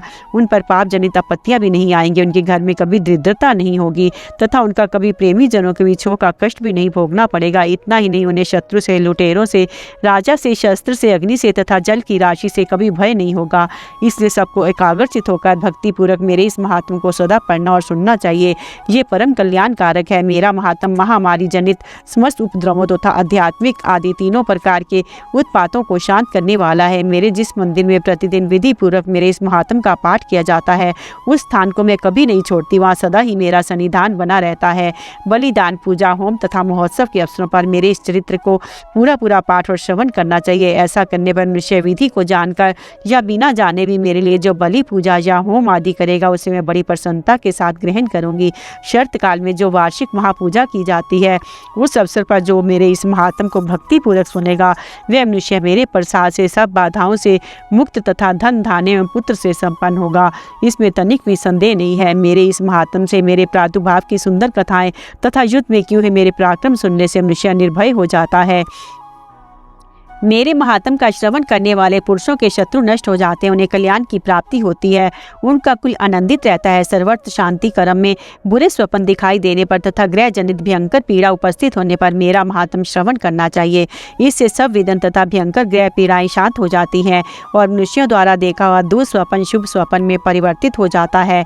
बाल ग्रहों से आक्रांत हुए बालकों के लिए ये महात्म शांति कारक है तथा मनुष्य के संगठन में फूट होने पर ये अच्छी प्रकार मित्रता कराने वाला होता है। ये महात्म समस्त दुराचारियों के बल का नाश कराने वाला है। इसके पाठ मात्र से राक्षसों, भूतों और पिशाचों का नाश हो जाता है। मेरा ये सब महात्म मेरे समीप की प्राप्ति कराने वाला है। सम्यक प्रकार पुष्प, अर्ध, धूप, दीप, गंध आदि उत्तम सामग्रियों द्वारा पूजन करने से, ब्राह्मणों का भोजन कराने से, होम करने से, प्रतिदिन अभिषेक करने से, नाना प्रकार के अन्य भोगों को अर्पण करने से तथा दान देने आदि से 1 वर्ष तक जो मेरी आराधना की जाती है, उससे मुझे जितनी प्रसन्नता होती है, उतनी प्रसन्नता मेरे उत्तम चरित्र का एक बार श्रवण करने मात्र से की हो जाती है। ये महात्म श्रवण करने पर पापों को हर लेता और आरोग्य प्रदान करता है। मेरे प्रादुर्भाव का कीर्तन समस्त भूतों से रक्षा करता है तथा मेरा युद्ध विषयक चरित्र दुष्ट दैत्यों का संहार करने वाला है। इसके श्रवण करने पर मनुष्य को शत्रु का भय नहीं रहता। देवताओं, तुमने ब्रह्म ऋषियों जो मेरी स्तुति की है तथा ब्रह्मा जी ने जो स्तुतियाँ की हैं, वे सभी कल्याण में बुद्धि प्रदान करती है। वन में, शून्य मार्ग में अथवा दावा नल से गिर जाने पर, निर्जन स्थान में लुटेरों के दाव में पड़ जाने पर या शत्रुओं से पकड़े जाने पर अथवा जंगल में सिंह, व्याघ्र या जंगली हाथियों के पीछा करने पर, कुपित राजा के आदेश से वध या बंधन के स्थान में ले जाए जाने पर अथवा महासागर में नाव पर बैठने के बाद भारी तूफान से नाव के डगमग होने पर और अत्यंत भयंकर युद्ध में शस्त्रों का प्रहार होने पर अथवा वेदना से पीड़ित होने पर की बहुना सभी भयानक बाधाओं के उपस्थित होने पर जो मेरे इस चित्र का स्मरण करता है, वह मनुष्य संकट से मुक्त हो जाता है। मेरे प्रभाव से सिंह आदि हिंसक जंतु नष्ट हो जाते हैं तथा लुटेरे और शत्रु भी मेरे चित्र का स्मरण करने वाले पुरुष से दूर भागते हैं। ऋषि कहते हैं, यूं कहकर प्रचंड पराक्रम वाली भगवती चंडिका सब देवताओं के देखते देखते वही अंतर ध्यान हो गई। फिर समस्त देवता भी शत्रु के मारे जाने से निर्भय हो पहले की ही भांति यज्ञ भाग का उपभोग करते हुए अपने अधिकार का पालन करने लगे। संसार का विध्वंस करने वाले महाभयंकर अतुल पराक्रमी देव शत्रु शुंभ तथा महाबली निशुंभ के युद्ध में देवी द्वारा मारे जाने पर शेष दैत्य पाताल लोक में चले आए। राजन, इस प्रकार भगवती अंबिका देवी नित्य होती हुई भी पुनः पुनः प्रकट होकर जगत की रक्षा करती है। वे ही इस विश्व को मोहित करती है, वे ही इस जगत को जन्म देती, वे ही प्रार्थना करने पर संतुष्ट हो विज्ञान एवं समृद्धि प्रदान करती है। राजन, महाप्रलय के समय महामारी का स्वरूप धारण करने वाली वे महाकाली ही इस समस्त ब्रह्मांड में व्याप्त है। वे ही समय समय पर महामारी होती और वे ही स्वयं अजन्मा होती हुई भी सृष्टि के रूप में प्रकट होती है। वे सनातनी देवी ही समयानुसार संपूर्ण भूतों की रक्षा करती है। मनुष्यों के अभ्युदय के समय वे ही घर में लक्ष्मी के रूप में स्थित उन्नति प्रदान करती है। वे ही अभाव के समय दरिद्रता बनकर विनाश का कारण होती है। पुष्प, धूप और गंध आदि से पूजन करके उनकी स्तुति करने पर वे धन, पुत्र, धार्मिक बुद्धि तथा उत्तम गति प्रदान करती है। इस प्रकार श्री मार्कंडेय पुराण में सार्वजनिक मनमंत्र की कथा के अंतर्गत देवी महात्म्य में फल स्तुति नामक 12वां अध्याय पूरा हुआ। 13वां अध्याय सूरत और वैश्य को देवी का वरदान ध्यान, जो उदय काल के सूर्यमंडल की सी कांति धारण करने वाली है, जिनकी 4 भुजाएं और 3 नेत्र हैं तथा जो अपने हाथों में 5 अंकुश वर एवं अभय की मुद्रा धारण किए रहती है, उन शिवा देवी का मैं ध्यान करती हूँ। ऋषि कहते हैं, राजन, इस प्रकार मैंने तुमसे देवी के उत्तम महात्म का वर्णन किया जो इस जगत को धारण करती है। उन देवी का ऐसा ही प्रभाव है, वे ही विद्या ज्ञान उत्पन्न करती है। भगवान विष्णु की माया स्वरूपा उन भगवती के द्वारा ही तुम ये वैश्य तथा अन्य विवेकी जन मोहित हुए हैं तथा आगे भी मोहित होंगे। महाराज, तुम उन्हीं परमेश्वरी की शरण में जाओ। आराधना करने पर वे ही मनुष्य को भोग, स्वर्ग तथा मोक्ष प्रदान करती है। मार्कंडेय जी कहते हैं, कौशिक जी मेघा मुनि के ये वचन सुनकर राजा सूरत ने उत्तम व्रत का पालन करने वाली उन महाभाग महर्षि को प्रणाम किया। वे अत्यंत ममता और राज्य अपहरण से बहुत खिन्न हो चुके थे। महामुनि इसलिए विरक्त होकर वे राजा तथा वैश्य तत्काल तपस्या को चले गए। वे जगदम्बा के दर्शन के लिए नदी के तट पर रहकर तपस्या करने लगे। वे वैश्य उत्तम देवी का सूक्त का जाप करते हुए तपस्या में प्रवृत्त हुए। वे दोनों नदी के तट पर देवी की मिट्टी की मूर्ति बनाकर पुष्प, धूप और हवन आदि के द्वारा उनकी आराधना करने लगे। उन्होंने पहले तो आहार को धीरे धीरे कम किया, फिर बिल्कुल निराहार रहकर देवी में ही मन लगाए एकाग्रता पूर्वक उनका चिंतन आरंभ किया। वे दोनों अपने शीर के रक्त से प्रोक्षित बलि देते हुए लगातार 3 वर्ष तक संयम पूर्वक आराधना करते रहे। इस पर प्रसन्न होकर जगत को धारण करने वाली चंडिका देवी ने प्रत्यक्ष दर्शन देकर कहा। देवी बोली, राजन तथा अपने कुल को आनंदित करने वाले वैश्य, तुम लोग जिस वस्तु की अभिलाषा रखते हो वह मुझसे मांगो, मैं संतुष्ट होता है तुम्हें सब कुछ दूंगी। मार्कंडेय जी कहते हैं, तब राजा ने दूसरे जन्म में नष्ट न होने वाला राज्य मांगा तथा इस जन्म में भी शत्रु की सेना को बलपूर्वक नष्ट करके पुनः अपना राज्य प्राप्त कर लेने का वरदान मांगा। वैश्य का चित्त संसार की ओर से खिन्न एवं विरक्त हो चुका था और वे बड़े बुद्धिमान थे। उस समय उन्होंने तो ममता और अहमता रूप आसक्ति का नाश करने वाला ज्ञान मांगा। देवी बोली, राजन, तुम थोड़े ही दिनों में शत्रु को मारकर अपना राज्य प्राप्त कर लोगे। अब वहाँ तुम्हारा राज्य स्थिर रहेगा। फिर मृत्यु के पश्चात तुम भगवान विवस्वान के अंश से जन्म लेकर इस पृथ्वी पर सार्वजनिक मनु के नाम से विख्यात होवोगे। वैश्य, तुमने भी जिस वर को मुझे प्राप्त करने की इच्छा की है उसे देती हूँ, तुम्हें मोक्ष के लिए ज्ञान प्राप्त होगा। मार्कंडेय जी कहते हैं, इस प्रकार उन दोनों को मनोवांछित वरदान देकर तथा उनके द्वारा भक्तिपूर्वक अपनी स्तुति सुनकर देवी अंबिका तत्काल अंतर ध्यान होगी। इस तरह देवी से वरदान पाकर क्षत्रियों में श्रेष्ठ सूरत सूर्य से जन्म ले सर्वाणी नामक मनु होंगे। इस प्रकार श्री मार्कंडेय पुराण में सर्वानिक मनमंत्र की कथा के अंतर्गत देवी महात्म्य में सूरत और वैश्य को वरदान नामक 13वां अध्याय पूरा हुआ।